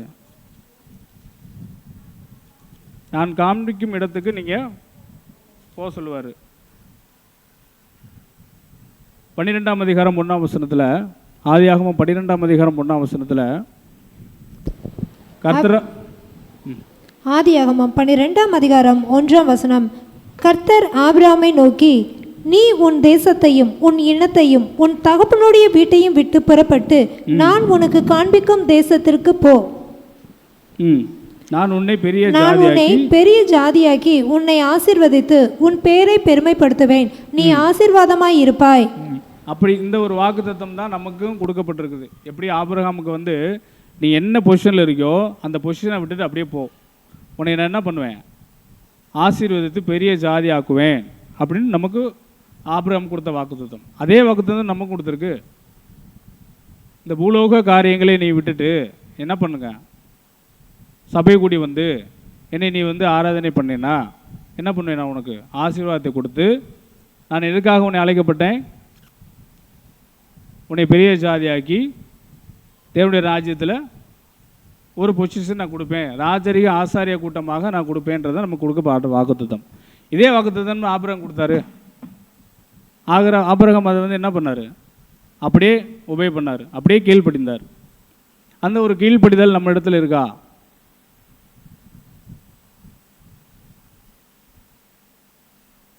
ஸோ நம்ம வந்து இந்த சப்ஜெக்ட் பேசுறதுக்காக நம்ம இந்த இடத்துல கூடுகலை. நீங்கள் ஒவ்வொரு வசனங்களையும் அதாவது தியானித்து இதில் நம்ம எப்படி இருக்கோம் அப்படின்றத நீங்கள் தயவு செஞ்சு உங்களை நீங்களே சுய பரிசீலனை கொள்ளுங்கள். சரிங்களா? ஸோ நம்ம வந்து வாக்குத்தத்தம் ஆபிரகாம் கொடுத்தாரு தேவன். அந்த கட்டளை தேவன் ஆபிரகாம் நிறைவேற்றினார். அவர் சொத்து பத்து எல்லாத்தையும் விட்டுட்டு போனார். நம்ம இடத்துல ஏதாவது அந்த மாதிரி இருக்கா? ஆபிரகாமுக்கு இருக்கிற அளவுக்கு நம்மகிட்ட சொத்து பத்து இருக்கா? ஸோ நமக்கு தேவன் அதை விட அதிகமான ஒரு ஆசீர்வாதத்தை கொடுத்துருக்கிறார். எத்தனை பேர்த்துக்கு இந்த இந்த உலக ஜனங்களில் எத்தனை பேர்த்துக்கு இந்த ஒரு ஆசீர்வாதம் கிடைக்கும்? பரலோகத்தில் அவருக்கு நிகராக, அவருடைய குமாரனுக்கு நிகரான ஒரு பொசிஷன் எத்தனை பேருக்கு கிடைக்கும்? ஸோ நம்மளை வந்து அழைத்திருக்காரு அப்படின்னா அந்த அழைப்பையும் தெரிந்து கொள்வதும் நாம் உறுதிப்படுத்திக் கொள்வதற்காக நம்ம என்ன பண்ணணும், அனுதினமும் நம்முடைய பிரயாசத்தை நாம் வந்து அந்த இடத்துல காட்ட வேண்டும் என்று தான் இந்த ஒரு வசனம் நமக்கு அறிவுறுத்துகிறாக இருக்கிறது. மூணாவது எப்படி இருக்கணுமா? ஸ்ட்ரெயிட் ஃபார்வர்ட், பாசிட்டிவ் திங்கிங்காக இருக்கணும். இதுக்கு வசனம் பிலிப்பியர் 4ஆம் அதிகாரம் 8ஆம் வசனம். நேரிய சிந்தனை உள்ளவர்களை கொண்டவர்களாக நாம் இருக்கணும். பிலிப்பியர் 4ஆம் அதிகாரம் 8ஆம் வசனம். நீங்கள் நோட் பண்ணிட்டு கூட இதை நீங்கள் வந்து வீடுகளில் தியானிக்கும் பொழுது உங்களுக்கு நல்ல ஒரு படிப்பினையாக இருக்கும்னு நான் கருதுகிறோம். பிலிப்பியர் 4ஆம் அதிகாரம் 8ஆம் வசனம். பிலிப்பியர் 4ஆம் அதிகாரம் 8ஆம் வசனம். கடைசியாக சகோதரரே, உண்மை உள்ளவைகள் எவைகளோ, ஒழுக்கம் உள்ளவைகள் எவைகளோ, நீதி உள்ளவைகள் எவைகளோ, கற்புள்ளவைகள் எவைகளோ, அன்புள்ளவைகள் எவைகளோ, நற்கீர்த்தி உள்ளவைகள் எவைகளோ, புண்ணியம் எதுவோ, புகழ் எதுவோ, அவைகளையே சிந்தித்து கொண்டிருங்கள். நம்ம எப்பொழுதும் இந்த ஒரு காரியத்தில் மட்டும்தான் சிந்தனை உள்ளவர்களாக இருக்க வேண்டும் அப்படின்றதான் நமக்கு ஒரு ஒரு புத்தி ஆலோசனைகளாக இருக்குது என்று நாம் பார்க்குறோம். ஸோ உண்மையுள்ளவைகள் எவைகளோ, ஒழுக்கம் உள்ளவைகள் எவைகளோ, நீதி உள்ளவைகள் எவைகளோ, கற்பு உள்ளவைகள் எவைகளோ, நாம் செய்யக்கூடிய எந்த ஒரு காரியமாக இருந்தாலும் சரி இந்த ஒரு அடிப்படையில் இருக்க வேண்டும். எந்த ஒரு அடிப்படையில் எந்த ஒரு காரியமாக இருந்தாலும், நம்முடைய சுய வாழ்க்கையில் இருந்தாலும் சரி, ஆவிக்குரிய வாழ்க்கையாக இருந்தாலும் சரி, நாம் செய்யக்கூடிய ஒவ்வொரு காரியமும் உண்மை உள்ளவைகளாக இருக்கிறதா, ஒழுக்கம் உள்ளவைகளாக இருக்கிறதா, அது நீதி உள்ளதாக இருக்கிறதா, கற்புள்ளவைகளாக இருக்கிறதா, இதில் அன்புள்ளவைகளாக நம்ம செய்யக்கூடிய காரியம் அடுத்த சகோதர சகோதரியாக பாதிக்குமா? ஸோ இதுதான் அன்புள்ளவைகள். நற்கீர்த்தி உள்ளவைகளாக இருக்கிறதா, இதில் வந்து புண்ணியம் எதுவோ, புகழ் எதுவோ, அவைகளே நாம் வந்து அனுதினம் சிந்தித்து கொண்டு இருக்க வேண்டும் அப்படின்றது தான் நமக்கு ஒரு ஆலோசனையாக இருக்கிறதுன்னு நம்ம பார்க்குறோம். ஸோ நான்காவதாக பார்க்கும் பொழுது இது ரொம்ப முக்கியமான ஒரு காரியம். இது சபையினுடைய ஐக்கியத்தை குறித்து நாம் இப்போ பார்க்குறோம். சபையினுடைய ஐக்கியத்திற்காக நாம் ஒவ்வொருவரும் பாடுபடுகின்றோமா அப்படின்ற ஒரு கேள்வி. இது ஒரு குவாலிஃபிகேஷன். இதை நம்ம ஒவ்வொருவரும் பாடுபடுறோமா? சபையினுடைய ஐக்கியம்னா என்ன? ஒரு சகோதரன் இந்த வாரம் வரல, அவர் அப்படியே விட்டுருவோமா? அந்த சகோதரன் மேலே நமக்கு ஒரு அன்பு இருந்தால் நம்ம என்ன பண்ணுவோம், அவரை என்ன காரணம்னு கண்டுபிடிச்சி அடுத்த வாரம் அவர் வந்து வர வரைக்கும் அவரோட ஐக்கியப்பட்டிருப்போம். ஸோ சபையினுடைய ஐக்கியத்திற்காக நாம் வந்து பாடுபடுகிறோமா அப்படின்னு பார்க்கும் பொழுது எபேசியர் 4ஆம் அதிகாரம் 1 முதல் 3 வசனங்கள் வாசிக்கலாம். எபேசியர் 4ஆம் அதிகாரம் எபேசியர் 4ஆம் அதிகாரம் 1 முதல் 3 வசனங்கள். 1ஆம் வசனம் முதல். ஆதலால் கர்த்தர் நிமித்தம் கட்டுண்டவனாகிய நான் உங்களுக்கு சொல்லுகிற புத்தி என்னவெனில். என்ன சொல்றாரு? புத்தி சொல்றாரு. நான் சொல்லுகிற புத்தி என்னவெனால், நீங்கள் அழைக்கப்பட்ட அழைப்புக்கு பாத்திரவான்களாய் நடந்து. நம்ம இப்போ அழைக்கப்பட்ட அழைப்பு இருக்கு. நான் ஆரம்பத்திலே சொன்னேன், நம்ம எதுக்காக அழைப்பட்டிருக்கோம். நம்ம அழைக்கப்பட்ட அழைப்பு இருக்கு, பாத்திரவான்களாய் நடந்து மிகுந்த மனத்தாழ்மையும் சாந்தமும் நீடிய பொறுமையும் உடையவர்களாய் அன்பினால் ஒருவரை ஒருவர் தாங்கி சமாதான கட்டினால் ஆவியின் ஒருமையை காத்து கொள்வதற்கு ஜாக்கிரதையா இருங்கள். இந்த வசனத்துல 3 விஷயம் சொல்லியிருக்காங்க. என்ன விஷயங்கள் நோட் பண்ணீங்களா? 3 விஷயங்கள். மனத்தாழ்மை ஃபர்ஸ்ட் வேணும். அடுத்து பொறுமையுடையவர்களாக அன்பினால் ஒருவர் தாங்கி. ஒரு சகோதரன் ஒரு காரியம் சொன்னால் அதை நம்ம வந்து என்ன பண்ணுறோம், அவர் வந்து பெரிய சகோதரனோ கிரிய சகோதரனோ அவர் சொல்லக்கூடிய வார்த்தைகள் சத்தியத்தின் நிமித்தமாக இருக்குமானால் நம்ம என்ன பண்ணணும், அவர்களுக்கு ஃபஸ்ட்டு கீழ்ப்படியணும். அடுத்து அது பொறுமையோடு அன்பினாலே ஒருவர்கள் தாங்கி சமாதான கட்டினால் ஆவின் உரிமையை காத்து கொள்வதற்கு ஜாக்கிரதையாக இருக்க வேண்டும். ஸோ நம்முடைய சபையில் இந்த மாதிரி காரியங்கள் இருக்கிறதா? எந்த சகோதரனுக்கு நான் கீழ்ப்படிந்திருக்கேன், எந்த சகோதரனுக்கு நான் உண்மையாக இருந்திருக்கேன், எந்த சகோதரனோட நான் ஐக்கியத்தோடு இருந்திருக்கேன், சமாதானத்தோடு இருந்திருக்கேன் அப்படின்னு நம்ம ஒவ்வொருவரும் சிந்திக்க முடியுமா? இந்த சகோதரனோட நான் ஐக்கியப்பட்டிருக்கேன், இந்த சகோதரனுடைய ஒரு ஆலோசனை எனக்கு சொல்லும்போது நான் அவருக்கு வந்து உடன்பட்டிருக்கேன். நான் சொல்கிறேன், மறுபடியும் சத்தியத்தின் அடிப்படையில் சொல்கிறேன். இண்டிவிஜுவலுக்காக நீங்கள் அவரோட உடன்படுறது அவசியம் இல்லை. சத்தியத்தின் அடிப்படையில் பார்க்கும்போது இவரோட உடன்படலாமா அப்படின்றத நீங்கள் பார்க்கும் பொழுது நான் பட்டிருக்கேன் அப்படின்னு நம்ம வந்து சிந்திக்க முடியுமா? ஸோ இதில் நீங்கள் தேர்ந்தவர்களாக இருக்கிறோமா? நாம் இந்த ஒரு பாயிண்டில் இன்னொரு பாயிண்ட், சபையின் ஐக்கியத்திற்காக நாம் பாடுபடுகிறோமா? சபையினருக்காக பாடுபட சொல்கிறாங்க, நாம் பாடுபட்டிருக்கோமா? ஸோ இதை நீங்கள் மனதில் வச்சுக்கோங்க. சங்கீதம் 133 சங்கீதம் 1 வசனம்.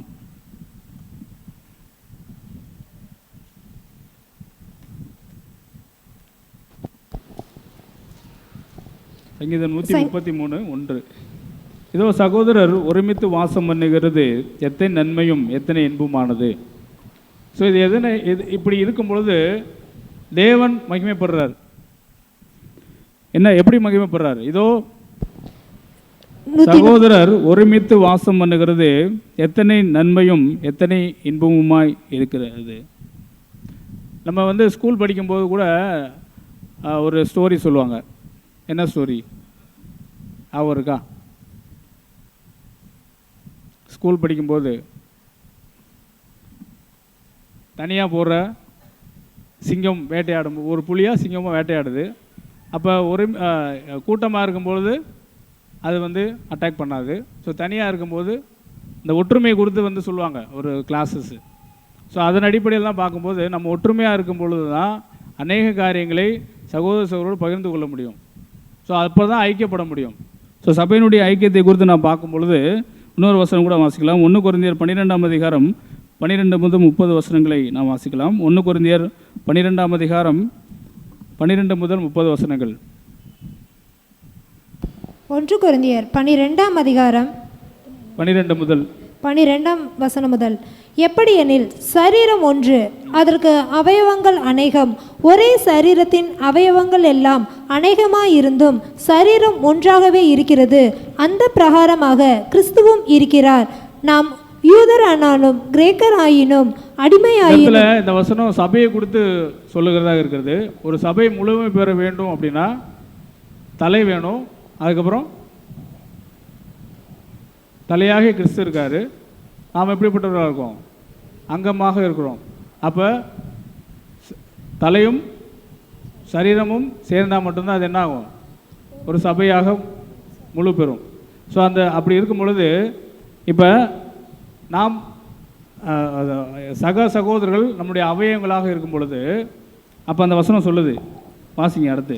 நாம் யூதராயினும் கிரேக்கராயினும், நாம் யாராக இருந்தாலும் சரி, யூதராக இருந்தாலும் சரி, கிரேக்கராக இருந்தாலும் சரி, எந்த ஒரு பிரிவினைவாதிகளாக இருந்தாலும் சரி, அடிமைகளாயினும் சுயாதீனராயினும் எல்லாரும் ஒரே ஆவியினாலே ஒரே சரீரத்திற்குள்ளாக ஞானஸ்நானம் பண்ணப்பட்டு மூலமாக உள்ள வந்ததுக்கு அப்புறம் எல்லாருமே தேவனுடைய அங்கமாக இருக்கிறோம் அப்படின்றத நம்ம ஏற்றுக்கொள்ள வேண்டும்.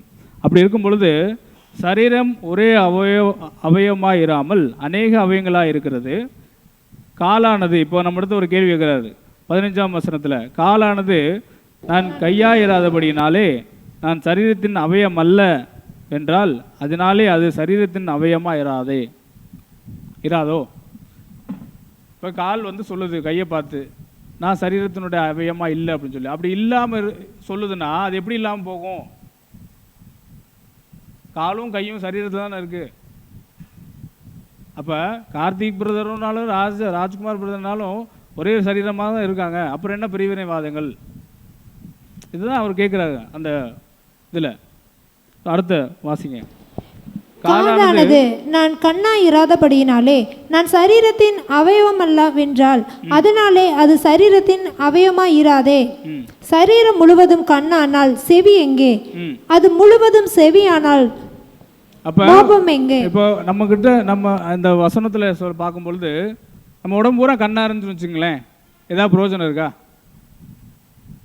அப்போ நமக்கு என்ன தேவை? எல்லாமே தேவை. கண்ணு வேணும், மூக்கு வேணும், காது வேணும், கை வேணும், கால் வேணும். இது எல்லாமே இருந்தால் தான் ஒரு பூரணப்பட முடியும்.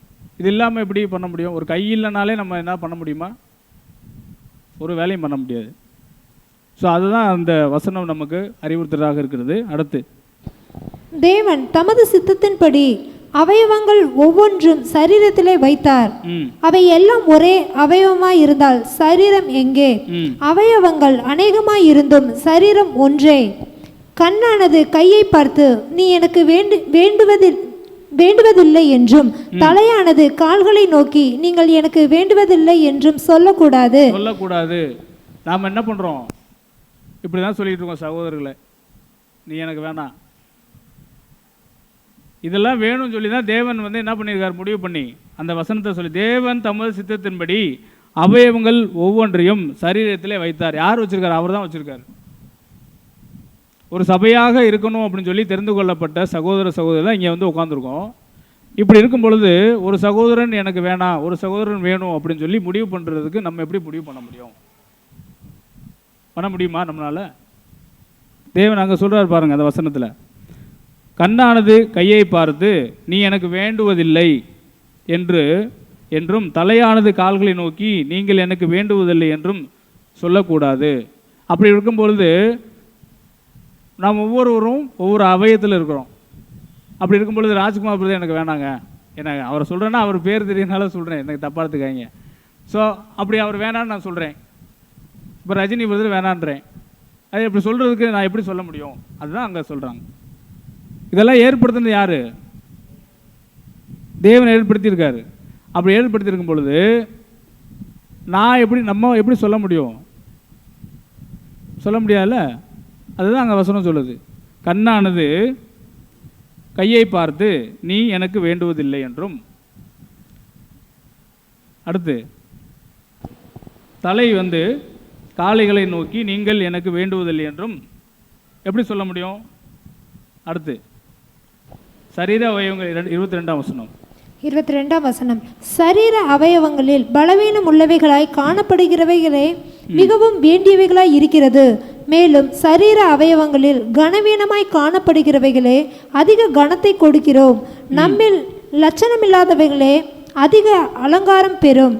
நம்மில் லட்சணம் உள்ளவைகளுக்கு அலங்கரிப்பு வேண்டியதில்லை. சரீரத்திலே பிரிவினை உண்டாயிராமல் அவயவங்கள் ஒன்றை குறித்தும் ஒன்று கவலையாயிருக்கும்படிக்கு தேவன் கனத்தில் குறைவுள்ளதற்கு அதிக கனத்தை கொடுத்து இப்படி சரீரத்தை அமைத்திருக்கிறார். ஸோ அன்புக்குரிய சகோதரிகளே, இப்போ நாம் வந்து இந்த ஒரு சபையினுடைய ஐக்கியத்திலே பார்க்கும் பொழுது 2 வசனங்களை தியானித்திருக்கிறோம். இப்போ 3ஆவதாக பார்க்கும் பொழுது ரோமர் 15ஆம் அதிகாரம் 5 முதல் 7 வசனங்களை வாசிக்கலாம். இதில் வந்து அநேக வசனங்கள் இருக்கும், அதனால் நீங்கள் வந்து சோர்வடைய வேண்டாம். ரோமர் 15ஆம் அதிகாரம் 5 முதல் 7 வசனங்கள்.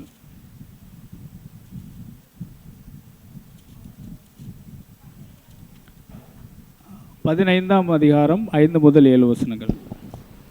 ரோமர் 15ஆம் அதிகாரம் 5ஆம் வசனம் முதல். நீங்கள் ஒருமனப்பட்டு நம்முடைய கர்த்தராகிய இயேசு கிறிஸ்துவின் பிதாவாகிய தேவனை ஒரே வாயினால் மகிமைப்படுத்தும் படிக்கு பொறுமையையும் ஆறுதலையும் அளிக்கும் தேவன் கிறிஸ்து இயேசுவினுடைய மாதிரியின்படியே நீங்கள் ஏக சிந்தை உள்ளவர்களாய் இருக்கும்படி உங்களுக்கு அனுக்கிரகம் செய்வாராக. ஆதலால் தேவனுக்கு மகிமை உண்டாக கிறிஸ்து நம்மை ஏற்றுக்கொண்டது போல நீங்களும் ஒருவரை ஒருவர் ஏற்றுக்கொள்ளுங்கள். மேலும் போதும். ஸோ இந்த வசனம் நமக்கு என்ன சொல்லுது? நீங்கள் ஒருமனப்பட்டு நம்முடைய கர்த்தராகிய இயேசு கிறிஸ்துவின் பிதாவாகிய தேவனை ஒரே வாயினால் மகிமைப்படுத்தும்படிக்கு பொறுமையையும் ஆறுதலையும் அளிக்கும் தேவன் கிறிஸ்து இயேசுவினுடைய மாதிரின்படியே நீங்கள் ஏக சிந்தை உள்ளவர்களாக இருக்கும்படி உங்களுக்கு அனுகிரகம் செய்வாராக. ஆதலால் தேவனுக்கு மகிமை உண்டாக கிறிஸ்து நம்மை ஏற்றுக்கொண்டது போல. அங்கே என்ன சொல்கிறாங்க அந்த வசனம்? அதுதான் ரொம்ப முக்கியம். 7ஆம் வசனம், தேவனுக்கு மகிமுண்டாக கிறிஸ்து நம்மளை ஏற்றுக்கொண்டது போல நாமும் என்ன பண்ணணும்? ஒருவர் ஏற்றுக்கொள்ளணும். இப்போ தேவன் இயேசு கிறிஸ்து நினச்சிருந்தாருன்னா, நீ எனக்கு வேணாம் அப்படின்னு சொல்லியிருந்தாருன்னா, ஏன்னா பிதாவாகிய தேவன் என்ன சொல்லியிருக்காரு? குமாரன் மூலயமா தான் வரணும் அப்படின்னு சொல்லியிருக்காரு. இயேசு கிறிஸ்து வந்து நீ அவாய்ட் பண்ணான்னு வச்சுக்கோங்க, நாம் எப்படி போக முடியும்? இயேசு கிறிஸ்து அந்த மாதிரி நம்மகிட்ட ஏதாவது பாகுபாடு பார்த்தாரா? ஒரு சகோதரன் வேணாம், ஒரு சகோதரன் வேணும் அப்படின்னு.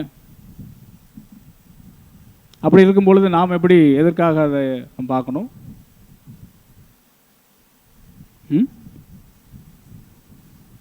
ஸோ நீங்களும் ஒருவர் ஏற்றுக்கொள்ளுங்கள், இதுதான் நமக்கு. ஸோ இந்த குவாலிட்டி நம்மகிட்ட இருக்கா? சபையினுடைய ஐக்கியத்திற்காக நாம் பாடுபடுறோமா? யாருக்கு என்ன நடந்தா நமக்கு என்ன? அப்படிதான் நம்ம இருக்கிறோமா? அது உண்மையா?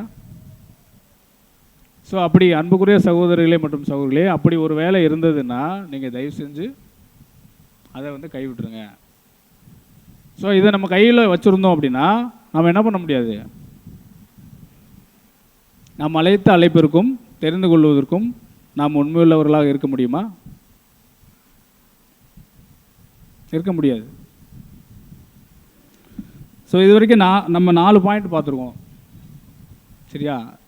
5ஆவது பாயிண்ட் பார்க்கும் பொழுது இது ரொம்ப முக்கியமான ஒரு பாயிண்ட்டு. பலவீனமான சகோதரர்களுக்கு நம்ம என்ன பண்ணணும்? உதவணும். ரோமர் 15ஆம் அதிகாரம் 1 முதல் 4 வசனங்கள். பலவீனமான சகோதரர்களுக்கு நாம் உதவ வேண்டும். ரோமர் 15ஆம் அதிகாரம் 1ஆம் வசனம் முதல்.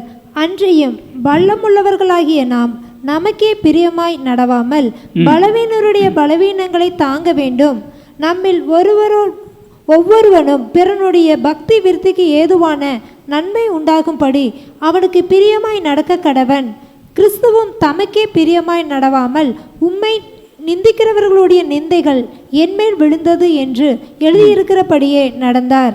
ஸோ இதுக்கு நம்ம வந்து பெரிய விளக்கம் கொடுக்க தேவையில்லை உங்களுக்கு. இதில் என்னென்னா, ஆவிக்குரிய அர்த்தத்தில் எடுத்துக்கலாம், மாமிசக்குரிய அர்த்தத்தில் எடுத்துக்கலாம். பலவீனமான சகோதரர்களுக்கு நம்ம உதவணும். அப்படி உதவுறோமா அப்படின்னு நீங்கள் பார்த்துங்க. ஒரு சகோதரன் மாமிச ரீதியாக எடுக்கும் பொழுது அவர் நிறைய ஒரு சிம்பிளாக எடுத்துக்காட்ட சொல்கிறேன். ஒருத்தர் சாப்பாடு இல்லாமல் இருக்கார், ஒருத்தர் நல்ல செழிப்பாக இருக்கார். அப்போ அவருக்கு உதவணுமா உதவக்கூடாதா? உதவணும். ஒருத்தர் சத்தியத்தில் தேர்னவராக இருக்கிறார், ஒரு சத்தியத்தில் பலவீனமாக இருக்கார். அப்போ சத்தியத்தில் தேர் இருக்கிறவர் பலவீனமாக இருக்கிறவருக்கு என்ன பண்ணணும்? பலப்படுத்தணும். இதுதான் சிம்பிள்.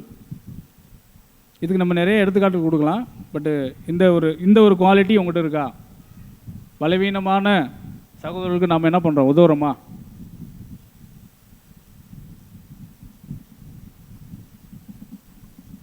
உதவுறோமா?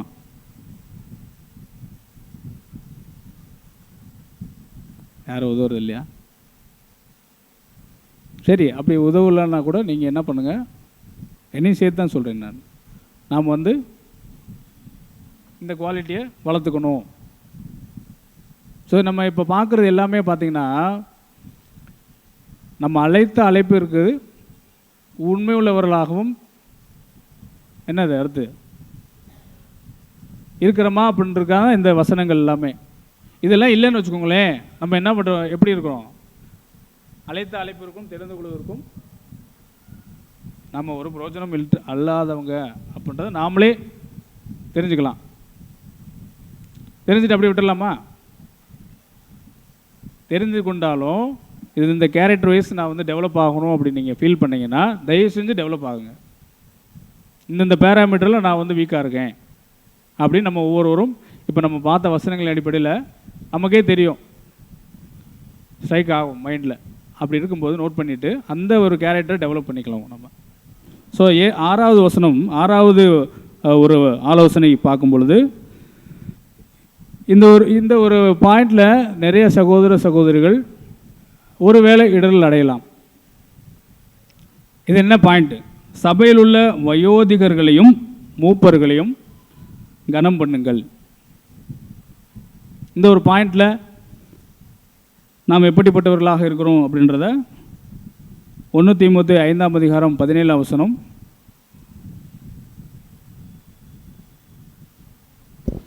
1 தீமோத்தேயு 5ஆம் அதிகாரம் 17ஆம் வசனம். 17ஆம் வசனம்.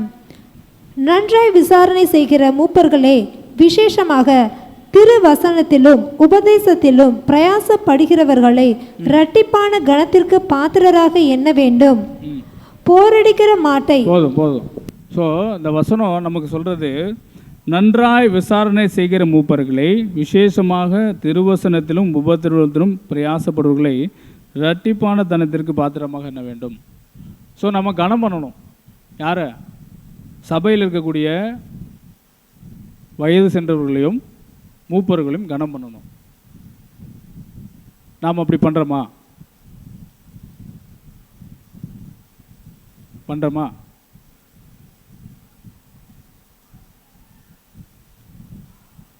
ஸோ இது வந்து நீங்கள் பண்ணலை அப்படின்னா தயவு செஞ்சு இந்த விஷயத்தில், ஏன்னா இந்த வயது சென்றவர்களும் மூப்பர்களும் ஏற்படுத்துறது யார்?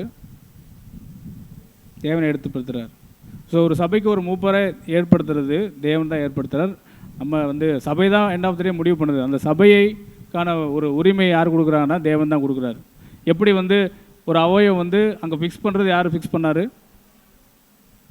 அந்த வசனத்தின் அடிப்படையில் பார்த்தோம். தேவன் ஃபிக்ஸ் பண்ணுறாரு. அந்த ஃபிக்ஸ் பண்ண அந்த அவயத்தை நீ வேணும் வேணான்னு சொல்கிறதுக்கு கூட அதிகாரம் நமக்கிட்ட இல்லை. அப்படி இருக்கும் பொழுது தேவனால் அங்கீகரிக்கப்பட்ட சபையின் மூலமாக தேர்ந்தெடுக்கப்பட்ட ஒரு மூப்பரையோ ஒரு வயது சென்றவர்களோ நம்ம என்ன பண்ணணும்? கனம் பண்ண வேண்டும். இதுதான் நமக்கு ஒரு ஆலோசனையாக இருக்கிறத நம்ம பார்க்குறோம். நம்ம நினைக்கலாம் இது வந்து ஒரு ஃப்ளூக்கில் நடக்குது அப்படின்னு சொல்லிட்டு. அப்படிலாம் இல்லை. சத்தியத்துக்கே முதல்ல வர முடியாது. தேவனுடைய அனுகிரகம் இல்லைன்னா நம்ம வந்து சத்தியத்துக்குள்ளே வர முடியாது. அதை நீங்கள் மனசில் வச்சுக்கோங்க. நம்ம அநேக பேர் கிறிஸ்தவ சபையில் இருந்திருக்கலாம், இருந்தாலும் எல்லாருமே இங்கே வரல இல்லை. அப்படி இருக்கும்பொழுது எப்படி வந்து எல்லாருமே ஆக முடியும்? ஆக முடியாது. ஸோ தேவனுடைய அனுகிரகம் கண்டிப்பாக அந்த இடத்துல இருந்தால் மட்டும்தான் அநேக காரியங்கள், தேவனுடைய சித்தம் இருந்தால் தான் எதுவாக இருந்தாலும் நடக்கும். ஸோ அதை நம்ம மனசில் வச்சுக்கணும். 7வது பாயிண்ட்டு, பரிசுத்த ஆவியின் வழிநடத்துதலை செயல்படுத்த உறுதியாக இருங்கள். பரிசுத்த ஆவியின் இது எப்படி நம்ம செயல்படுத்த உறுதியாக இருக்க முடியும்? இதுக்கு ஒரு எடுத்துக்காட்டு நாம் சத்தியத்தின் அடிப்படையில் பார்க்கும் பொழுது, அப்போஸ்தலர் 16ஆம் அதிகாரம் 6 முதல் 10 வசனங்களை நாம் வாசிக்கும் பொழுது இந்த இடத்துல ஒரு சம்பவம் நடக்குது. அந்த சம்பவத்தின் மூலமா நமக்கு ஒரு அறிவுரை அங்கே சொல்லப்படுகிறது. அப்போஸ்தலர் 16ஆம் அதிகாரம் 6 முதல் 10 வசனங்கள். அப்போஸ்தலர் 16ஆம் அதிகாரம் 6ஆம் வசனம் முதல்.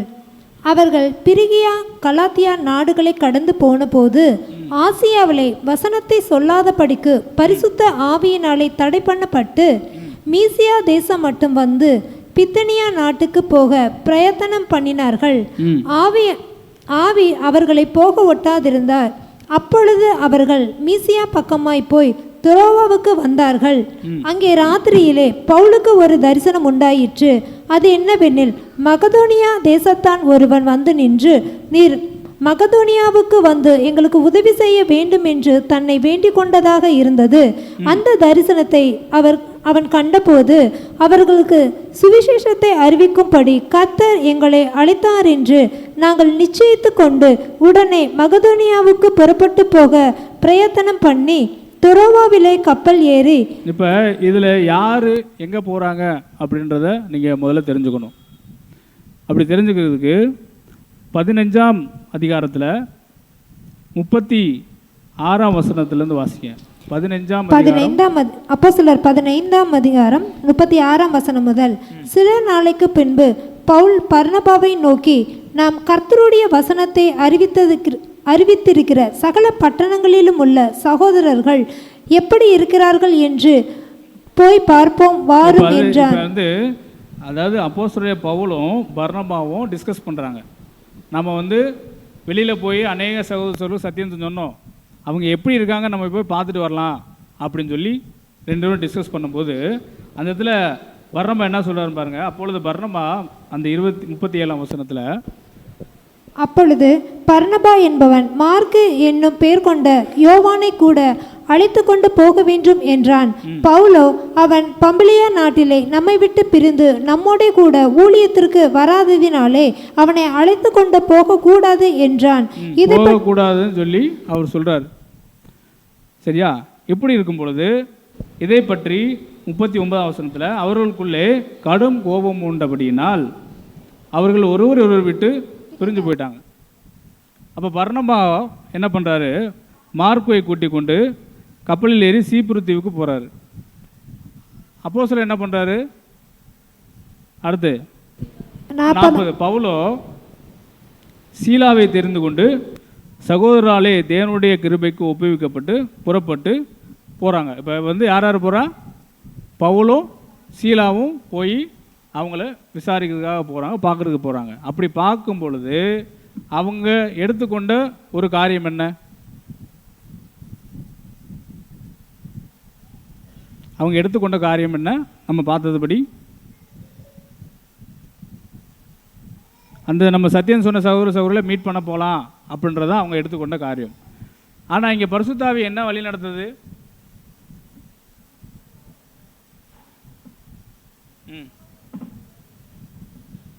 ஒன்பதாம் வசனம், அவங்க ஒரு இடத்துக்கு போகலான்னு பிளான் பண்ணியிருக்காங்க. அப்படி இருக்கும் பொழுது அந்த 9ஆம் வசனத்தில் ஒரு டைவர்ஷன் ஆகுது. 9ஆம் வசனம் அதே அப்போஸ்தலர் 16ஆம் அதிகாரம் 9ஆம் வசனம். அங்கே ராத்திரியிலே பவுலுக்கு ஒரு தரிசனம் உண்டாயிற்று. அது என்னவெனில், மகதோனியா தேசத்தான் ஒருவன் வந்து நின்று, நீர் மகதோனியாவுக்கு வந்து எங்களுக்கு உதவி செய்ய வேண்டும் என்று தன்னை வேண்டிக் கொண்டதாக இருந்தது. அப்போ அங்கே ஒரு சகோதரன் அவரிடத்துல ஒரு ரெக்வஸ்ட் வைக்கும்போது அவங்க என்ன பண்ணுறாங்க, அந்த ரெக்வஸ்ட் ஏற்றுட்டு போகிறாங்க. இதில் என்ன தெரியுது நமக்கு, இந்த ஒரு படிப்பினை, பவுலும் பர்னபாவும் ஒரு டைரெக்ஷனில் போகும்போது தேவன் என்ன பண்ணுறாரு, இன்னொரு டைரெக்ஷனை கொடுக்குறாரு. ஸோ நாம் ஊழியத்தில் இருக்கிற ஒவ்வொருவரும் நம்ம நேர் சிந்தனையில் நம்ம ஒரு டைரெக்ஷனில் போகும்போது நமக்கு ஒரு டைரெக்ஷன் வருது அப்படின்னா நாம் அதை உணரக்கூடியவர்களாக இருக்கணும். அதுதான் பரிசுத்த அவனுடைய செயல்பாடுகள். சரியா? இதுக்கு தான் அந்த எடுத்துக்காட்டு நம்ம சொல்லியிருக்கோம். ஸோ இதை நீங்கள் இந்த வசனத்தை நோட் பண்ணிவிட்டு நீங்கள் வீட்டில் கூட உட்காந்து தியானம் பண்ணிக்கோங்க. இதில் என்னென்னா, பரிசுத்தாவின் வழிநடத்துதலை செயல்படுத்த உறுதியாக இருங்கள். ஏன் பவுல் நினச்சிருந்தாருன்னா, அந்த மக்கத்தோனுடைய வார்த்தையை கேட்காம என்ன பிளான் பண்ணாங்களோ அந்தபடி போக முடியாது அவரால். போகலாம்ல? ஏன் அவங்க பிளான்லேருந்து டைவர்ஷன் ஆகி அவங்க வராங்க. சரி, அது என்னன்னா, அந்த இடத்துல பரிசுத்தாவினுடைய வழிநடத்தல் அங்கே இருக்குன்றதை யார் உணர்றா, பவுல் உணர்ந்ததுனால தான் அவங்க போன டைரெக்ஷனை மாற்றுறாங்க. ஸோ அதே மாதிரி தான் நமக்கும் பரிசுத்த ஆவியினுடைய வழிநடத்துதல் இருக்கணும். அப்படின்னா நாம் எப்படிப்பட்டவர்களாக இருக்கணும்? எல்லா விஷயத்துலேயும்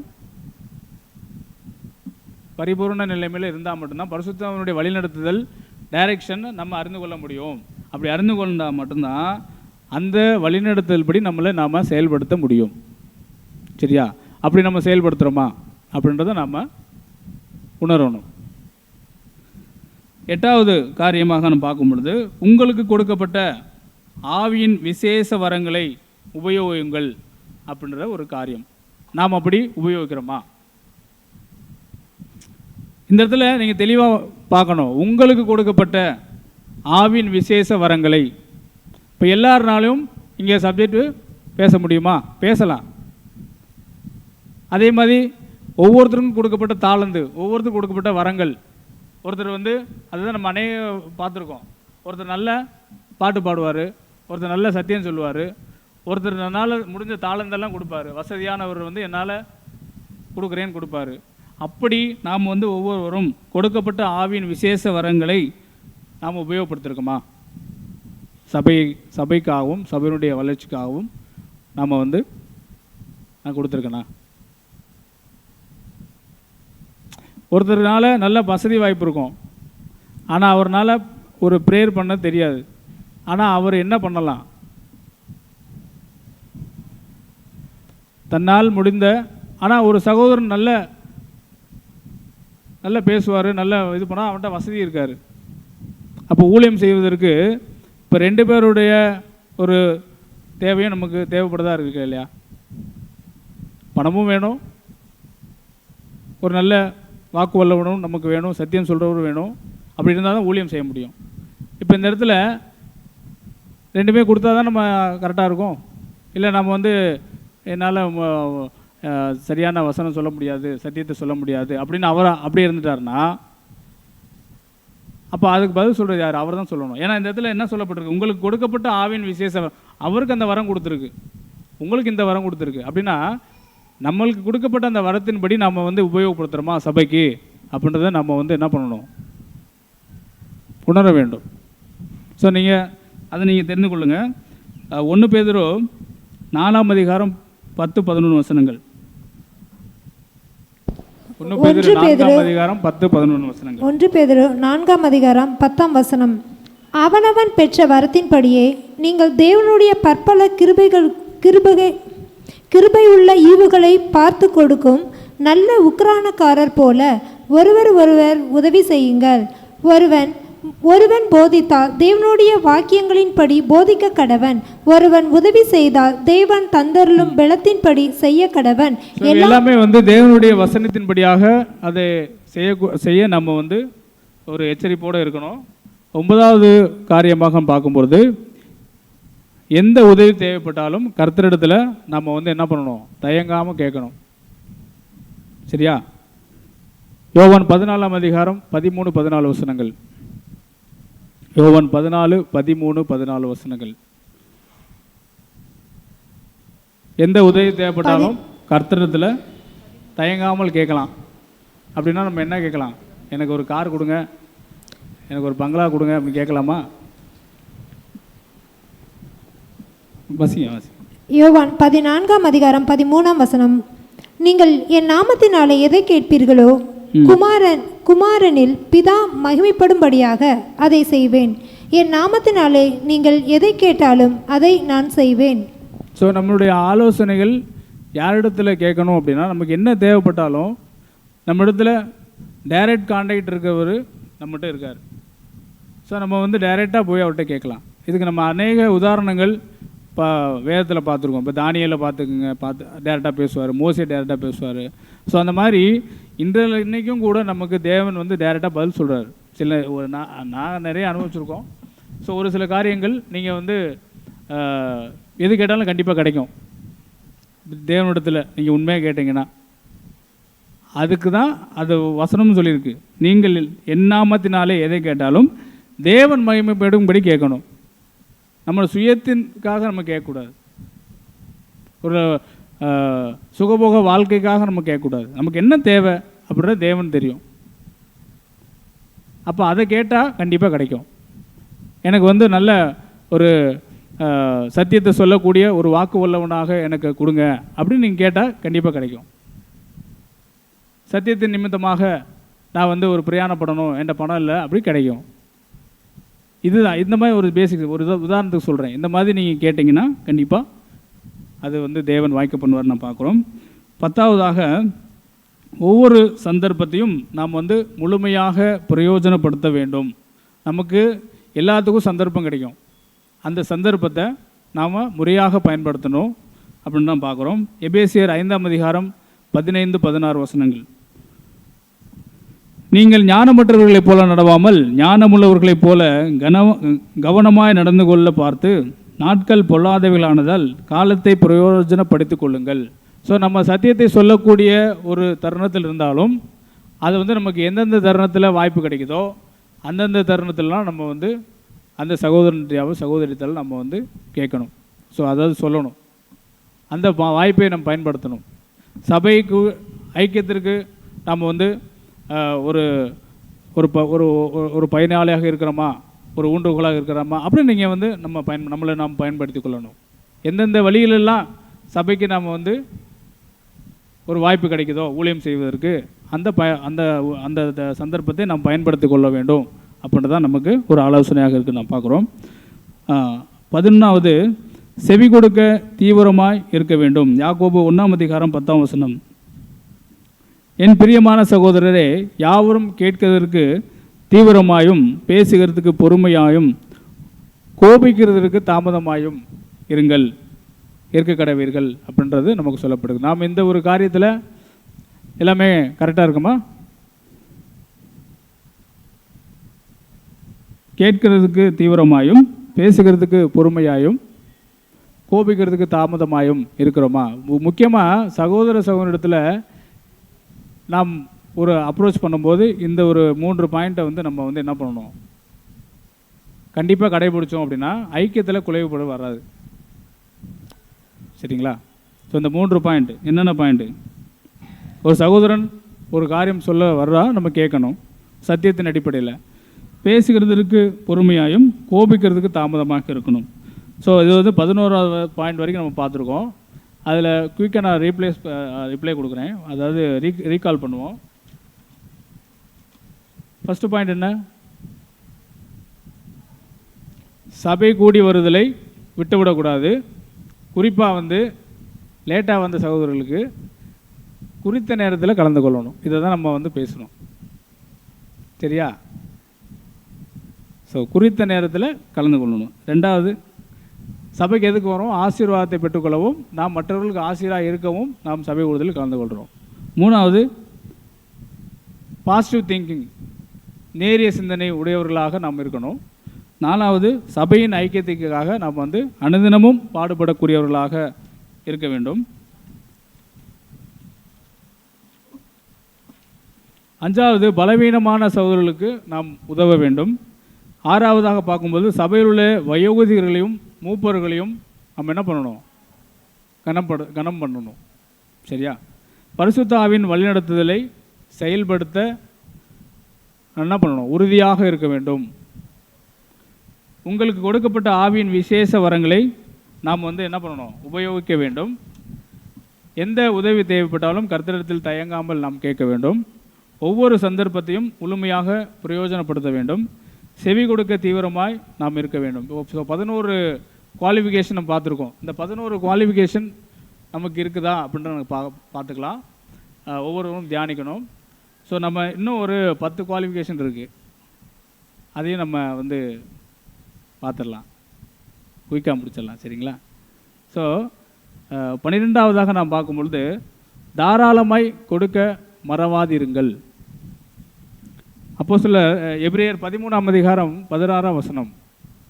அதுக்கு முன்னதாக கலாத்தியர் 6ஆம் அதிகாரம் 6ஆம் வசனம் வாசிங்க. திருவசனத்தில் உபதேசிக்கப்படுகிறவன் உபதேசிக்கிறவனுக்கு சகல நன்மைகளிலும் பகிர்ந்து கொடுக்க கடவன். கலாத்தியர் 6ஆம் அதிகாரம் 6ஆம் வசனம். கலாத்தியர் 6ஆம் அதிகாரம் 6ஆம் வசனம். மேலும் திருவசனத்தில் உபதேசிக்கப்படுகிறவன் உபதேசிக்கிறவனுக்கு சகல நன்மைகளிலும் பகிர்ந்து கொடுக்க கடவன். ஸோ எபிரேயர் 13ஆம் அதிகாரம் 16ஆம் வசனம்.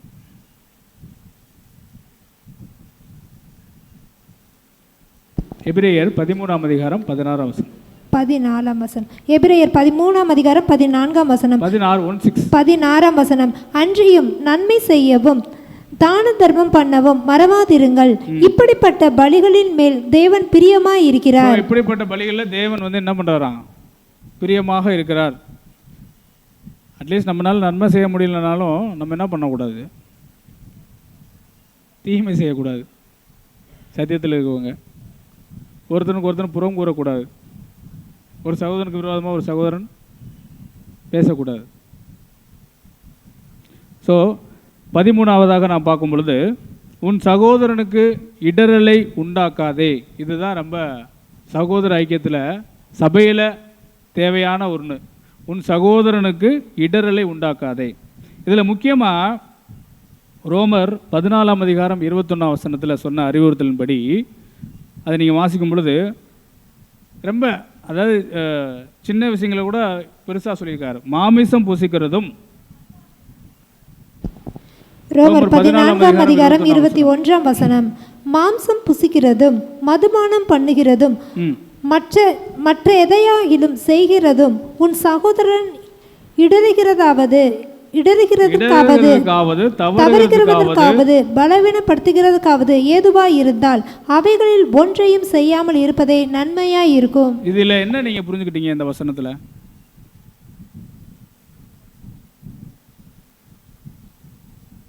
ஒரு சகோதரனாவது மாமிசம் புசிக்கிறதும் மதுபானம் பண்ணுகிறதும் மற்ற எதையாகிலும் செய்கிறதும் உன் சகோதரன் இடறுகிறதாவது தவறுகிறதுக்காவது பலவீனப்படுகிறதுக்காவது. அதாவதுங்க, இடரல் அப்படின்னா என்ன அர்த்தம்? அவரை பார்த்து என்னுடைய ஐக்கியம் குறைஞ்ச, அதாவது என்னுடைய வளர்ச்சி வந்து குறையக்கூடாது. ஒரு சகோதரன் நல்லா வளைஞ்சிட்டு இருப்பார், வளர்ச்சியில் இருப்பார் ஆவியில். ஒரு சகோதரனை பார்த்து அந்த ஆவியில் வளரக்கூடிய சகோதரன் இடரில் அடையக்கூடாது. இது வந்து புரிகிற மாதிரி சொன்னோம் அப்படின்னா, இப்போ நான் வந்து என் வீட்டில் ஒரு மாமிசம் சமைச்சிக்கிட்டு இருக்கேன். ஒரு சகோதரனுக்கு அப்போ வந்து அவருக்கு வந்து அந்த ஒரு அதை புசிக்கிற, அதாவது அதை எடுத்து சமைக்கிற அளவுக்கு அவருக்கு வந்து தகுதி இல்லைன்னு வச்சுக்கோங்க. அவர் முன்னாடி நான் அந்த வேலை செய்யலாமா? செஞ்சால் அவருடைய மனது என்ன ஆகும்? அது ஏங்கும். அப்போ இடரல் அடையும் அவருக்கு. சரியா? ஸோ அப்படி நம்ம செய்யக்கூடாது. ஸோ மாமிசம் புசிக்கிறது, மதுபானம் பண்ணுறது, இதெல்லாம் வந்து ஒரு சகோதரனை இடரல் அடைய செய்யக்கூடுமானால் நம்ம அதை செய்யக்கூடாது அப்படின்றத வசனம். இது ரெண்டில் மட்டும் இல்லை, எல்லா காரியங்கள்லையும்.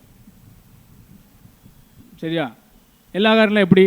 ஒரு சகோதரன் நல்லா ட்ரெஸ் பண்ணுறாரு, ஒரு சகோதரனுக்கு அதுக்கான இது இல்லை அப்படின்னும் போது நாம் என்ன பண்ணக்கூடாது? அந்த சகோதரனுக்கு முன்பாக அப்படி நம்ம வந்து காமிச்சிக்கக்கூடாது. ஸோ எந்த ஒரு காரியமாக இருந்தாலும் ஒரு சகோதரன் நம்மளை பார்த்து இடறாரு அப்படின்னா நம்ம அதை வந்து என்னக்கூடாது? அதை செய்யக்கூடாது. சத்தியத்தில் இடரல் ஏற்படக்கூடாது. அதுதான் நமக்கு ஒரு படிப்பினையாக இருக்கிறது. இதை நம்ம பண்ணுறோமா?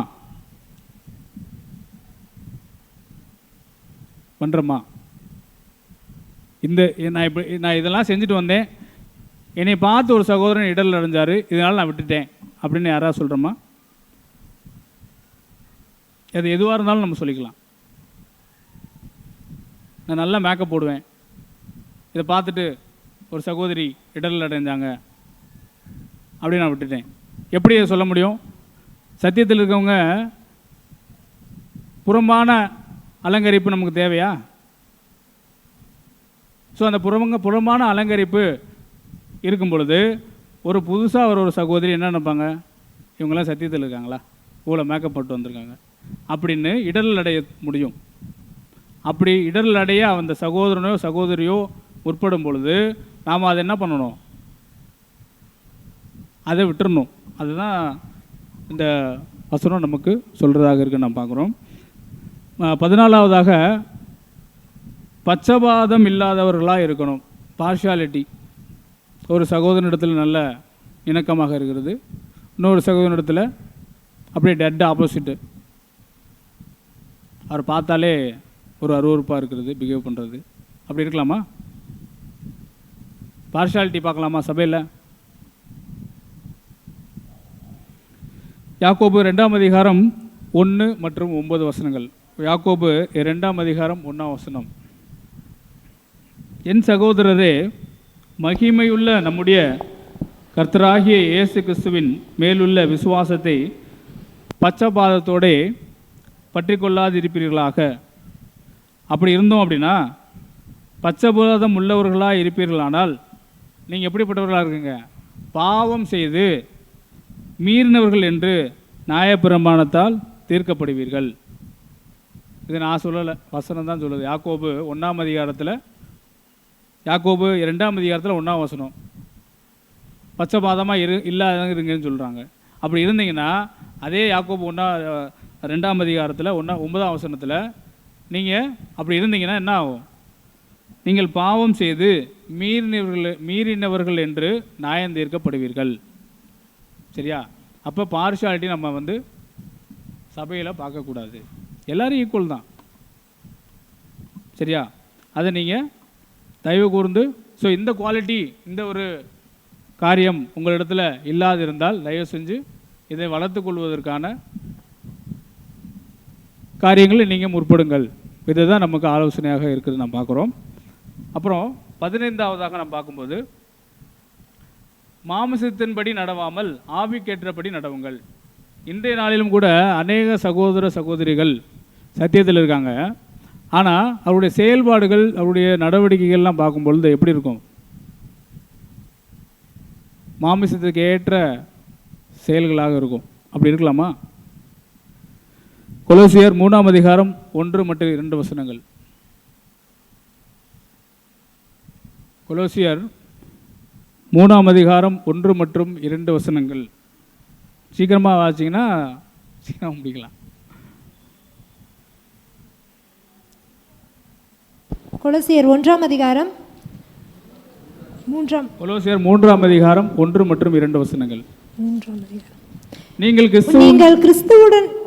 நீங்கள் கிறிஸ்துவுடன் கூட எழுந்ததுண்டானால் கிறிஸ்து தேவனுடைய வலது பாரிசத்தில் வீற்றிருக்கும் இடத்தில் உள்ள மேலானவைகளை தேடுங்கள், பூமியில் உள்ளவைகள் அல்ல, மேலானவைகளையே நாடுங்கள். நம்ம பூமிக்குரிய காரியங்களில் முக்கியத்துவம் கொடுக்கிறத விட நம்ம மேலான பரத்துக்குரிய காரியங்களுக்கு நம்ம என்ன பண்ணணும்? முக்கியத்துவம் கொடுக்கிறவர்களாக இருக்க வேண்டும். ஸோ அன்புக்குரிய சகோதரிகளே, கலாத்தியரில் நமக்கு இதுக்கு போதனையே கொடுத்துருக்கு, படிப்பினையே கொடுத்துருக்கு. கலாத்தியர் 5ஆம் அதிகாரம் 16 முதல் 26 வசனங்கள். அதில் நீங்கள் ஒரு வசனம் வாச்சா கூட போதும், மிச்சம் 10 வசனங்கள் நீங்கள் வீட்டில் போய் படிச்சுக்கோங்க. கலாத்தியர் 5ஆம் அதிகாரம் 16 வசனம். கலாத்தியர் 5ஆம் அதிகாரம் 16ஆம் வசனம். பின்னும் நான் சொல்லுகிறது என்னவென்றால், ஆவிக்கு ஏற்றபடி நடந்து கொள்ளுங்கள், அப்பொழுது மாம்ச இச்சையை நிறைவேற்றாதிருப்பீர்கள். மாம்சம் ஆவிக்கு விரோதமாகவும் ஆவி மாமிசத்திற்கு விரோதமாகவும் இச்சிக்கிறது. நீங்கள் செய்ய வேண்டும் என்று இருக்கிறவைகளை செய்யாதபடிக்கு இவைகள் ஒன்றுக்கொன்று விரோதமாய் இருக்கிறது. ஆவிக்கு விரோதமாக நம்ம எந்த காரியமும் செய்யக்கூடாது.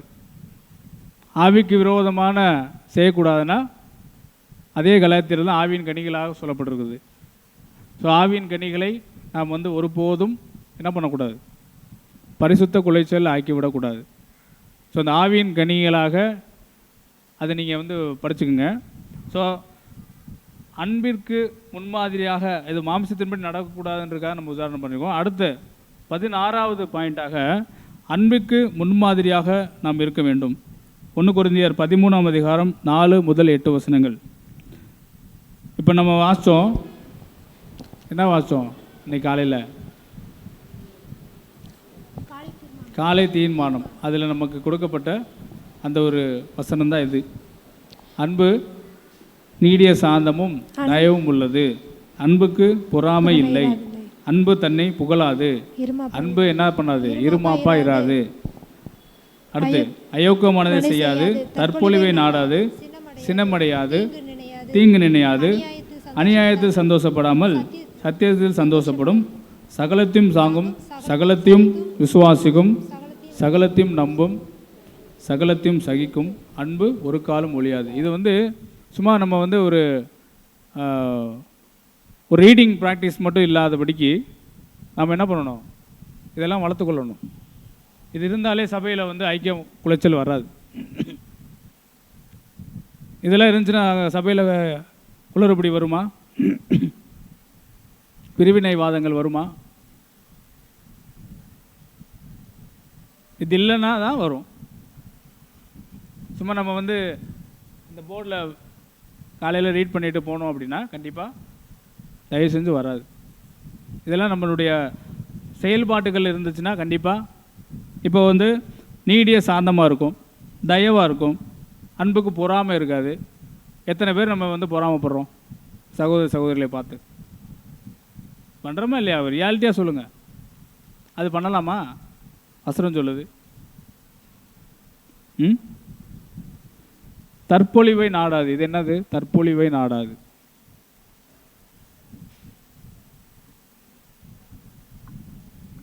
தற்பொழிவு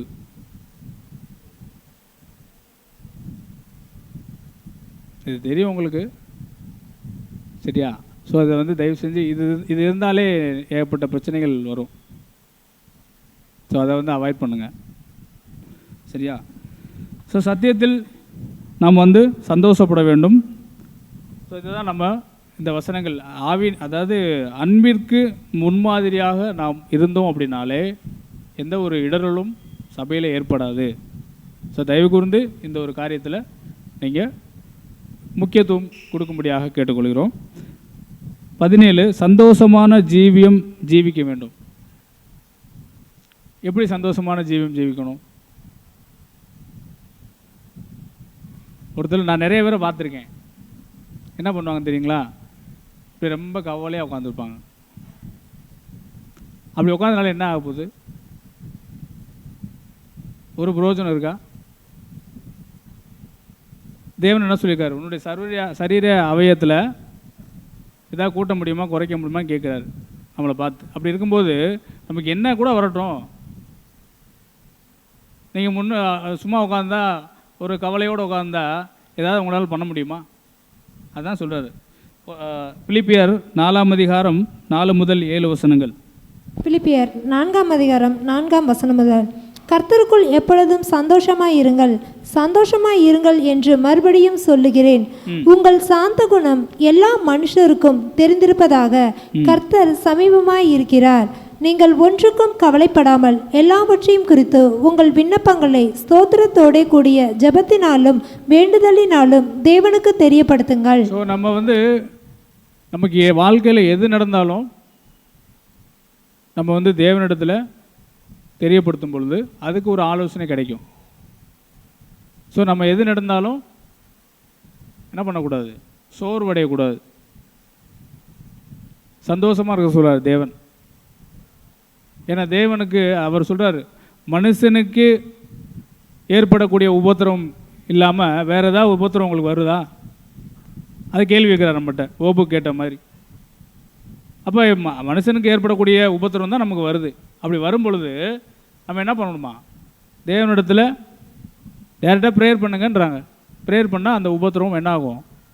ஒரு ஆலோசனை நமக்கு கிடைக்கும். அது நம்ம விட்டு வெளியே போகும். ஸோ அதை விட்டு போட்டு நம்ம வந்து ஒரு மூலையில் உட்கார்ந்து மூஞ்ச எப்படி வச்சுருப்பாங்க அந்த மாதிரி வச்சுருந்தா சரியாயிருமா? அப்படி வைக்கக்கூடாது. அது உலகத்தார் அப்படி வச்சுக்கிட்டோம், நாம் வந்து அப்படி வைக்கக்கூடாது. அதுதான் நமக்கு ஆலோசனையாக இருக்குன்னு நாம் பார்க்குறோம். 18வது ஒளியின் பிள்ளைகளாக நாம் இருக்கணும். 1 தெசலோனிக்கேயர் 5ஆம் அதிகாரம் 4-5 வசனங்கள். ஒளியின் பிள்ளைகளாக இருக்கணும். இன்னொரு அடுத்து ஒரு 10 நிமிஷம் மட்டும் எடுத்துக்கிறேன் பிரதர். 1 தெசலோனிக்கேயர் 5ஆம் அதிகாரம் 4-5 வசனங்கள். 4ஆம் வசனம். சகோதரரே, அந்த நாள் திருடனைப் போல உங்களை பிடித்து கொள்ளத்தக்கதாக நீங்கள் அந்தகாரத்தில் இருக்கிறவர்கள் அல்லவே. நீங்கள் எல்லாரும் வெளிச்சத்தின் பிள்ளைகளும் பகலின் பிள்ளைகளுமாய் இருக்கிறீர்கள். நாம் இரவுக்கும் இருளுக்கும் உள்ளானவர்கள் அல்லவே. ஆகையால் மற்றவர்கள் தூங்குகிறது போல நாம் தூங்காமல் விழித்து கொண்டு தெளிந்தவர்களாய் இருக்க கடவோம். தூங்குகிறவர்கள் ராத்திரியிலே தூங்குவார்கள், வெறி கொள்ளுகிறவர்கள் ராத்திரியிலே வெறி கொள்வார்கள். பகலுக்குரியவர்களாகிய நாமோ தெளிந்தவர்களாய் இருந்து விசுவாசம், அன்பு என்னும் மார்க்கவசத்தையும் ரட்சிப்பின் நம்பிக்கை என்னும் தலைச்சீராவையும் தரித்து கொண்டிருக்க கடவுள். நம்ம வந்து பகலுக்குரியவர்களாக இருக்கிறபடியால் இரவுக்குரிய காரியங்களில் நம்ம அதிக ஈடுபாடுகள் இருக்கக்கூடாது. ஸோ அப்படி இருந்தோம் அப்படின்னா கடைசி தருவாயில் நம்ம என்ன பண்ணுவோம், அந்த வாய்ப்பை இழந்து போயிடுவோம். அதனால் நம்ம வந்து ஒளியின் பிள்ளைகளாக எப்பவுமே இருக்கணும் அப்படின்றது தான் நமக்கு ஒரு வேண்டுகோளாக இங்கே இருக்கிறது நம்ம பார்க்குறோம். 19ஆக நாளைய தினத்தை குறித்து கவலைப்படாமல் இருக்கணும். அதுதான் நம்ம சொன்னோம். நாளைய தினத்தில் மத்தேயு 6ஆம் அதிகாரம் 33-34 வசனங்களை, முதலாவது தேவனுடைய ராஜ்யத்தையும் அவரது நீதியும் தேடுங்கள், அப்பொழுது நமக்கு தேவையான அனைத்து காரியங்களும் கூட கொடுக்கப்படும். நாளைய தினம் தன்னுடையவைகளை குறித்து கவலைப்படும், அந்தந்த நாளுக்கு அதனுடைய பாடுகள் போதும். அதனால் நமக்கு நாளைக்கு என்ன தேவைன்றதை தேவன் அறிந்திருக்கிறார். அதனுடைய பாடுகள் அது, நீங்கள் அதை பற்றி கவலைப்படாதீங்க, உங்களுக்கு என்ன தேவைன்றதை எனக்கு தெரியும், அதை நான் கொடுத்துருவேன் அப்படின்றார். ஸோ நம்ம வந்து இப்போ நிறைய சகோதரர் சொல்லுவாங்க, ஞாயிற்றுக்கிழமை தான் வேலை வரும், ஞாயிற்றுக்கிழமை தான் வேலை இருக்கும், மற்ற 6 நாள் சும்மா இருப்பாங்க. அப்போ அவங்கள பார்த்து நம்ம கேட்குறோம், இந்த 6 நாள் தேவன் வந்து வேலைக்கு போனாலும் சாப்பிட கொடுத்தார்ல, இந்த 6 நாள் நான் போகாமல் 7ஆவது நாள் போனால் தான் சாப்பாடு கிடைக்குமா? 6 நாள் கொடுத்த தேவன் 7ஆவது நாள் ஏன் கொடுக்க மாட்டாருன்னு நம்பிக்கை இல்லை நமக்கு. அப்படி இருந்தால் நம்ம என்ன பண்ணுவோம், சபை கூடுதல் அந்த ஞாயிற்றுக்கிழமை தான். நிறைய சகோதரர்கள் நான் பார்த்துருக்கேன், அந்த 6 நாள் சும்மா இருப்பாங்க, அந்த ஞாயிற்றுக்கிழமை தான் அவங்களுக்கு வேலை கிடைக்கும். ஏன் அந்த ஒரு நாளும் வேலை கிடைக்கலன்னு நினச்சிட்டு போனால் சாப்பாடு நம்ம கொடுக்க மாட்டார் தேவன். ஸோ அந்த ஒரு விசுவாசம் நம்ம இடத்துல வேண்டியதாக இருக்குன்னு நாம் பார்க்குறோம்.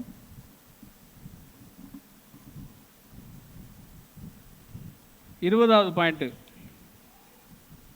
பலி செலுத்துங்கள். என்ன பலி செலுத்த சொல்கிறாரு? பஸ்கா பழைய ஏற்பாட்டின் காலத்தில் சொன்ன மாதிரி ஒரு நல்ல ஆட்டுக்குட்டியை தெரிந்து கொண்டு ஒவ்வொரு ஞாயிற்றுக்கிழமைகளும் ஒரு ஆட்டுக்குட்டியை வெட்ட சொல்லியிருக்காங்களா? அப்படி சொல்லியிருக்காங்களா?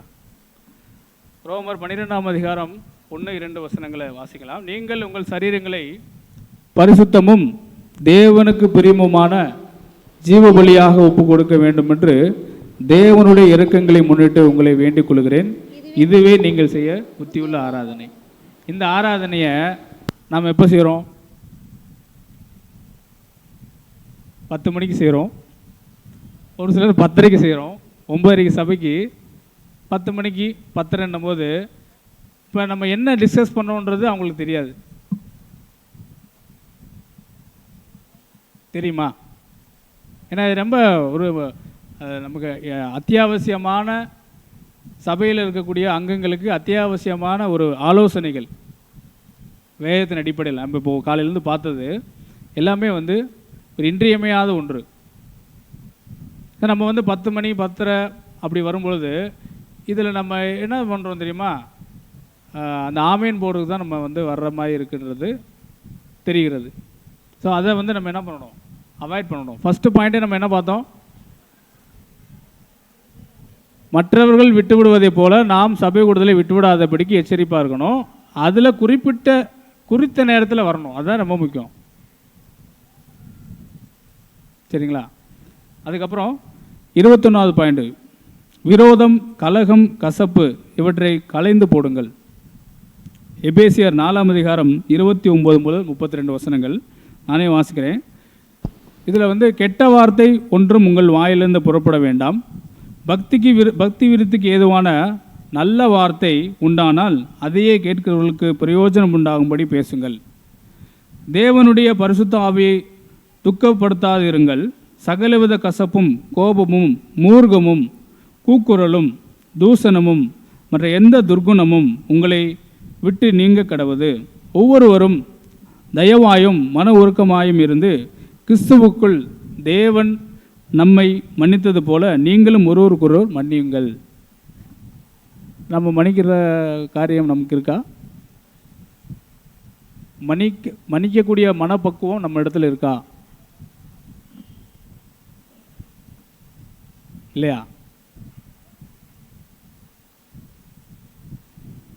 அப்போ எப்படி நம்ம வந்து சபையினுடைய அங்கமாக இருக்க முடியும்? ஒரு சகோதரனுக்கு விரோதமாக சகோதரர் ஏதாவது விரோதம், கலகம், சபையில் கலகத்தை உண்டு பண்ணுறது, சபையில் என்ன பண்ணுறது, கசப்பாக ஏற்படுத்துறது, கசப்பான காரியங்களை ஏற்படுத்துறது. இப்போ இது வந்து என்னது, இது வந்து ஒளியினுடைய காரியமா இப்படி உண்டு பண்ணுவது? இது வந்து இருளுக்குரிய காரியம். இப்படிப்பட்ட காரியம் சுவாபம் நம்ம இடத்துல இருந்தது அப்படின்னா தயவு செஞ்சு நம்ம என்ன பண்ணணுமா, இதை விட்டு வெளியில் வரணும். இந்த ஒரு பாயிண்டில் நம்ம டெவலப் ஆகிக்கணும். சரியா? இதை தயவு செஞ்சு நோட் பண்ணிக்கோங்க. எபேசியர் 4ஆம் அதிகாரம் 29 முதல் 32. தயவு செஞ்சு இது இருந்துச்சுன்னா, இதுதான் எல்லா காரியத்துக்கும் ஒரு என்ன இருக்குது, வேறாக இருக்குன்னு நான் பார்க்குறோம். தீமைகளுக்கு இது இருந்தால் சபையில் ஐக்கியம் இருக்காது. ஸோ 22வது பாயிண்ட்டு, இயேசுவை மாதிரியாக நாம் கொள்ள வேண்டும். 1 பேதுரு 4ஆம் அதிகாரம் 1ஆம் வசனத்தின்படியாக, கிறிஸ்து நமக்காக மாம்சத்திலே பாடுபட்டபடியால் நீங்களும் அப்படிப்பட்ட சிந்தையை ஆயுதமாக தரித்து கொள்ளுங்கள். ஸோ 23வது பாயிண்ட்டு, விசுவாசத்தின்படி நடப்போராக இருக்கணும். இயேசுக்கு, அதாவது ஆபிரகாமுடைய விசுவாசம் எப்படிப்பட்ட ஒரு விசுவாசமாக இருந்ததோ, யோபனுடைய விசுவாசம் எப்படிப்பட்ட ஒரு விசுவாசமாக இருந்ததோ, அந்த மாதிரி நமக்கும் ஒரு விசுவாசமாக இருக்கணும் அப்படின்றத நாம் பார்க்குறோம். குறிப்பாக 24வது பாயிண்ட்டு, உலகத்தில் இருந்து நீங்கள் நம்ம என்ன பண்ணுமா, பிரிந்து வரணும். உலகத்திலிருந்து பிரிந்து வரணும் அப்படின்னா என்ன அர்த்தங்க? உலகத்திலிருந்து பிரிந்து வாருங்கள் அப்படின்னா, உலகத்திலிருந்து பிரிந்து வாருங்கள், பிரிந்திருங்கள். உலகத்திலிருந்து பிரிந்திருங்கள் அப்படின்னா என்ன அர்த்தம்?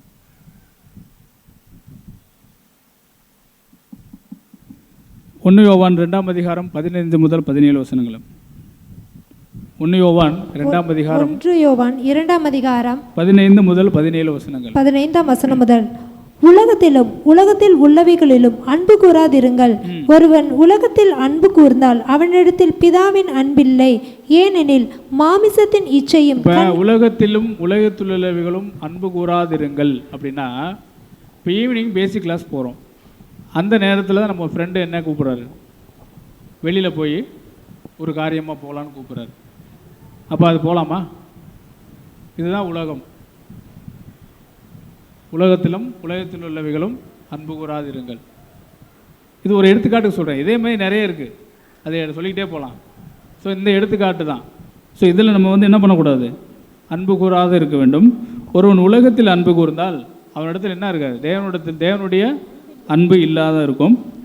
ஏனெனில் மாம்சத்தின் நிச்சயம், கண்களின் நிச்சயம், ஜீவனத்தின் பெருமையுமாகிய உலகத்தில் உள்ளவைகள் எல்லாம் பிதாவினால் உண்டானவைகள் அல்ல, அவைகள் உலகத்தினால் உண்டானவைகள். உலகமும் அது நிச்சயம் ஒளிந்து போகும், தேவனுடைய சித்தத்தின்படி செய்கிறவனோ என்றென்றைக்கும் நிலைத்திருப்பான். ஸோ அன்புக்குரிய சகோதரர் சகோதரிகளே, இறுதியாக நாம் பார்க்கும் பொழுது 2 பாயிண்ட் மட்டும் இருக்குது. சமாதானத்தை நடப்பியுங்கள். இது எப்படிங்க நடப்பிக்கிறது? சமாதானத்தை எப்படி நடப்பிக்கிறது? எபிரேயர் 12ஆம் அதிகாரம் 14 வசனம். எபிரேயர் 12ஆம் அதிகாரம் 14ஆம் வசனம், யாவரோடும் சமாதானமாய் இருக்கவும் பரிசுத்தம் உள்ளவர்களாய் இருக்கவும் நாடுங்கள். பரிசுத்தம் இல்லாமல் ஒருவனும் கர்த்தரை தரிசிப்பதில்லையே. ஸோ பரிசுத்தம் இல்லாமல் ஒருவரும் கர்த்தரை தரிசிக்க முடியாது. ஸோ சமாதானம் நம்ம ஒவ்வொருவருக்கும் இன்றியமையாததாக இருக்குன்னு நாம் பார்க்குறோம். இறுதியாக நாம் எதற்காக அழைப்பட்டிருக்கோம்? இயேசு கிறிஸ்து ஒரு வகுப்பாரை வந்து அழைச்சார். எதற்கு அழைச்சார்? ஊழியம் செய்வதற்காக அழைச்சார். அவர்களை என்ன சொல்கிறாங்க? சீசர்களாக சொல்கிறாங்களே. இயேசு கிறிஸ்து ஒவ்வொருத்தரையும் பேர் சொல்லி கூப்பிட்டாரு, அவங்க அப்படியே வந்துட்டாங்க. அவங்களாம் என்ன சொல்கிறாங்க? சீசர்கள்னு சொல்கிறாங்க. அதே மாதிரி தான் நம்மளையும் என்ன பண்ணுறாங்க? அழைத்திருக்காங்க. ஸோ நாமளும் எப்படிப்பட்டவர்களாக தான் இருக்க வேண்டும்? சீசர்களாக இருக்க வேண்டும். சீசர்களாக எப்படி இருக்கிறது?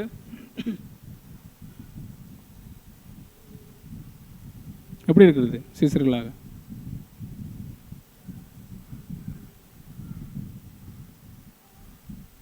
சரி, ரைட்டு. ஸோ நம்ம வசனம் சொல்கிறேன், நோட் பண்ணிக்கங்க, நீங்கள் அப்புறம் தியானித்துங்க. அப்போஸ்தலர் 9ஆம் அதிகாரம் 36ஆம் வசனம். இது வந்து ஒரு ஸ்திரீ வந்து ஊழியத்திற்காக ஒரு எடுத்துக்காட்டாக சொல்லப்பட்டிருக்குது. அதை நீங்கள் படிச்சுக்கோங்க. ஸோ நம்ம இப்போ 26 காரியங்கள் நாம் பார்த்தோம். இந்த 26 காரியங்களில் இது எல்லாமே என்னவா சொல்கிறோம்? சபையில் தேர்ந்த அங்கமாக இருக்க ஆலோசனைகள்ன்றதை விட குவாலிஃபிகேஷன். ஒரு சபையில் ஒரு குவாலிஃபைடு பர்சன் இருக்கணும் அப்படின்னா இதெல்லாம் இருக்கணும். இதெல்லாம் இல்லைன்னா அவர் குவாலிஃபைடு பர்சனா? தேர்ந்த அங்கமாக இருக்கிறாரா அப்படின்னா இல்லை. ஸோ இதெல்லாம் இருந்துச்சுன்னா நம்ம என்ன பண்ணுவோம்?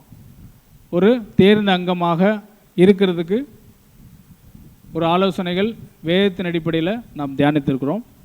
இந்த குவாலிஃபிகேஷன்ஸ், இந்த ஒரு ஆலோசனைகள் நாம் ஒவ்வொருவரும் நம்முடைய வாழ்க்கையில் படுத்திட்டு நாம் அழைத்த அழைப்பிற்கும் தெரிந்து கொள்வதற்கும் நாம் ஒவ்வொருவரும் உண்மையுள்ளவராக இருந்து தேவனுடைய ராஜ்யத்திலே சென்று சேர தேவன் தாமே கிருபை செய்வாராக. ஆமென். பொறுமையோடு காத்திருந்த இந்த சத்தியத்தை கேட்ட உங்கள் அனைவருக்கும் நன்றிகளை தெரிவித்துக் கொள்வதோடு இந்த ஒரு வாய்ப்பை கொடுத்த பிதாவாகிய தேவனுக்கும் சபையார் அனைவருக்கும் நன்றியை தெரிவித்துக் கொள்வதேன். ஆமென்.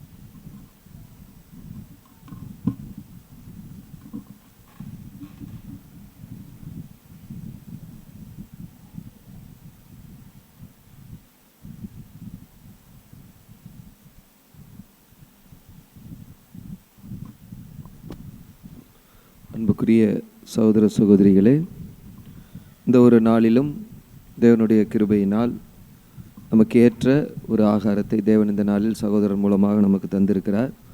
சபையில் தேர்ந்த அங்கமாக இருக்க சில ஆலோசனைகள். ஏன்னா பிரதர் ஆல்ரெடி ரிவைஸ் பண்ணிட்டாங்க 26 பாயிண்ட்டு. இதை நம்ம எதோடு பார்க்கலான்னா, இன்றைக்கி நாம் பார்த்த அந்த பரலோக மன்னா இருக்குல்ல, ஆண்டவராய் இயேசு கிறிஸ்து வழியிலே அவர் நதியில் குடித்தார், ஆகையால் அவர் தலையை எடுப்பார் அப்படின்னு சொல்லும்போது சகோதரர் கூட விளக்கம் கொடுத்தாங்க.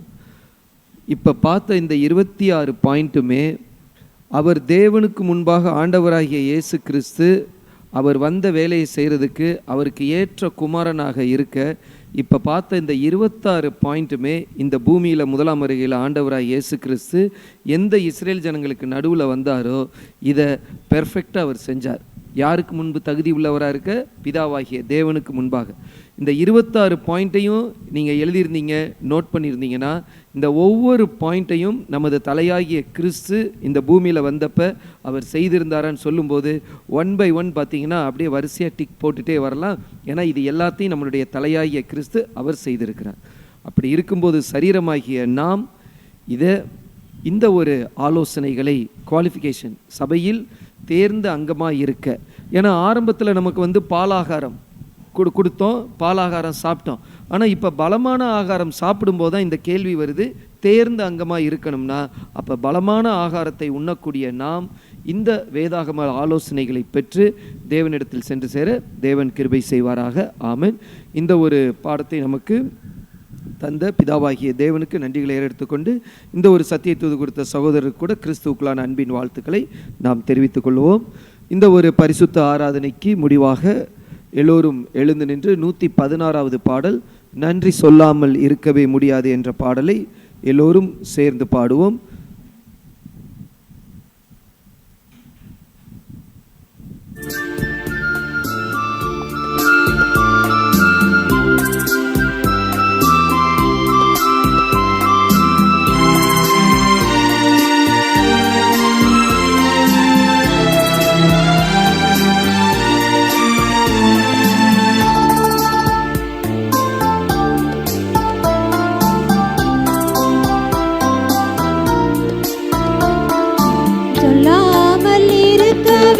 முடியாது பல நன்மை செய்த இயேசுவுக்கே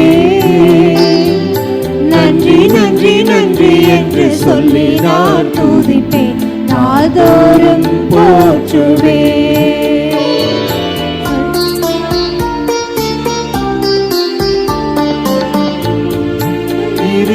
தீர்க்கவே முடியாது பல நன்மை செய்த இயேசுவுக்கே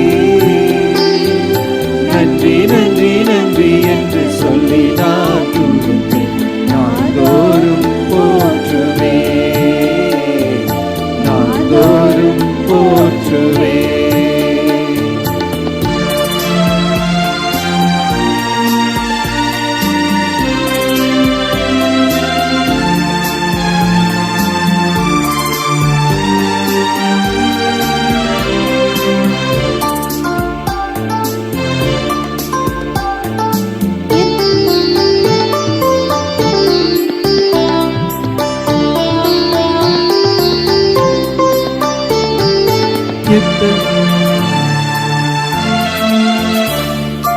எத்தனையோ நன்மைகளை என் வாழ்வில் செய்தீரே, ஏராளமாய் நன்றி சொல்வேன். எத்தனையோ நன்மைகளை என் வாழ்வில் செய்தீரே, ஏராளமாய் நன்றி சொல்வேன்.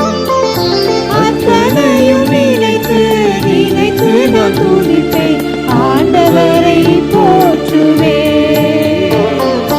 அத்தனையும் நினைத்து நினைத்து நான் துதிப்பேன், ஆண்டவரை போற்றுவேன். அது சொல்லாமல் இருக்கவே முடியாது பல நன்மை செய்த இயேசுவுக்கே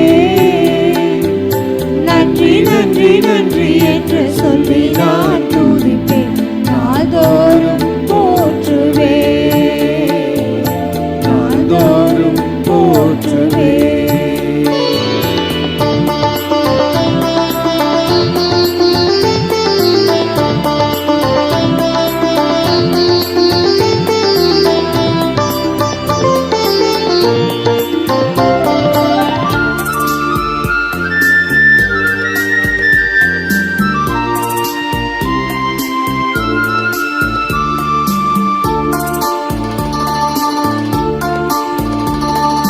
தேவன் அருளிய சொல்லி முடியாத ஈவுகளுக்காய் ஸ்தோத்திரம். தேவன் அருளிய சொல்லி முடியாத ஈவுகளுக்காய் ஸ்தோத்திரம். அளவற்ற அவரின் கிருபைகளுக்காய் ஆயுள் முழுதும் ஸ்தோத்திரம். அளவற்ற அவரின் கிருபைகளுக்காய் ஆயுள் முழுதும் ஸ்தோத்திரம். நன்றி சொல்லாமல் இருக்கவே முடியாது பல நன்மை செய்த இயேசுவுக்கே நன்றி நன்றி நன்றி என்று சொல்லி நான் துதிப்பேன். நாள்தோறும் போற்றுவேன், நாள்தோறும் போற்றுவேன்.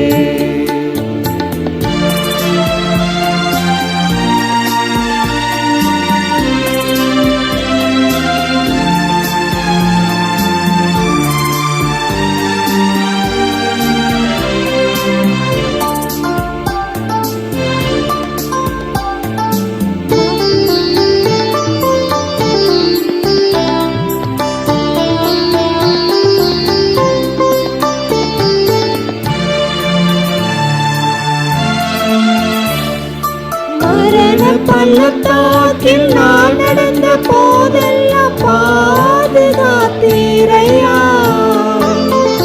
மரண பள்ளத்தாக்கில் நான் நடந்த போதெல்லாம் பாதுகாத்தீரையா. மீண்டும் ஜீவனை கொடுத்து நீரை வாழ வைத்தீரையா.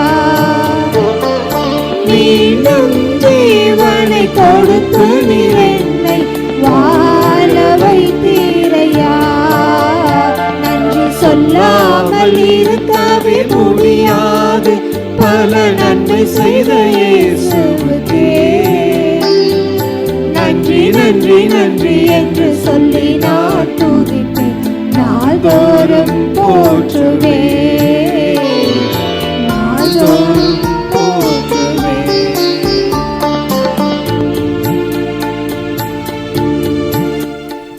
இந்த ஒரு பரிசுத்த ஆராதனையின் முடிவு ஜெபத்தை சகோதரர் ராமர் அவர்கள் வந்து ஏறெடுக்கும்படியாக அன்போடு அழைக்கிறோம்.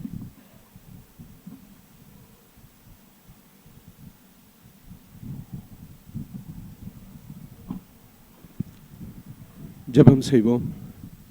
துதிகளின் மத்தியில் வாசம் செய்கிறேன் எங்கள் பரிசுத்தமுள்ள தேவனே, இந்த நாளிலும் ஒரு நாளை எங்கள் வாழ்க்கையில் சேர்த்து கொடுத்து உம்மை துதிக்கும்படியாகவும் உம்மை ஆராதிக்கும்படியாகவும் உம்முடைய வேத வசனங்களை தியானிக்கும்படியாகவும் நீர் எங்களுக்கு கொடுத்த இந்த நல்ல சிலாக்கியத்திற்காக உமக்கு நாங்கள் நன்றி செலுத்துகிறோம். தொடர்ந்து நாங்கள் கடந்து வந்த பாதைகளை நாங்கள் திரும்பி பார்க்கிறோம். தேவனே, நீர் எங்களுக்கு கொடுத்த சுக பலன் ஆரோக்கியத்திற்காகவும் எங்களை நிறைவாய் ஒவ்வொரு நாளும் போஷித்ததற்காகவும் நாங்கள் நன்றி பலிகளையும் ஸ்தோத்திர பலிகளையும் ஏறெடுக்கிறோம். தேவனே, தொடர்ந்து உமக்குள்ளாக நாங்கள் கீழ்ப்படிந்து அன்பாய் இருந்து ஒவ்வொருவரும் இன்று எங்களுக்கு கொடுத்த இந்த பாடத்தின் வாயிலாக நாங்கள் தேர்ந்த அங்கமாய் இருப்பதற்கு எங்கள் வழிகளை நீர் காத்து கொள்ளும்படியாக உம்முடைய கரத்தில் ஒப்புக் கொடுக்கிறோம். எங்கள் வழிகள் எல்லாம் உமக்கு முன்பாக இருக்கிறது. தேவனே, நீர் எங்கள் நடைகளை ஸ்திரப்படுத்தும், எங்கள் வழிகளை காத்து கொள்ளும்.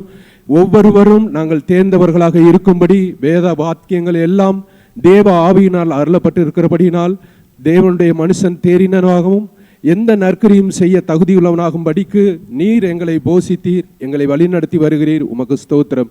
நீரை தொடர்ந்து வழி நடத்துங்க, எங்களை போஷித்தருளுங்க. உம்முடைய வார்த்தைகளுக்காக நாங்கள் நன்றி செலுத்துகிறோம்.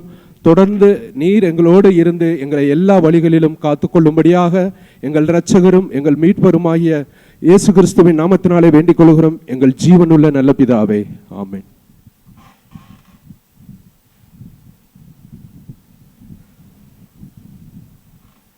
சகோதர சகோதரிகள் அமரவும். ஒரு சில அறிவிப்புகள். நம்முடைய சகோதரர் சபையின் மூப்பர் சகோதரர் ரஜினி அவர்கள் ஊழியத்தின் நிமித்தமாக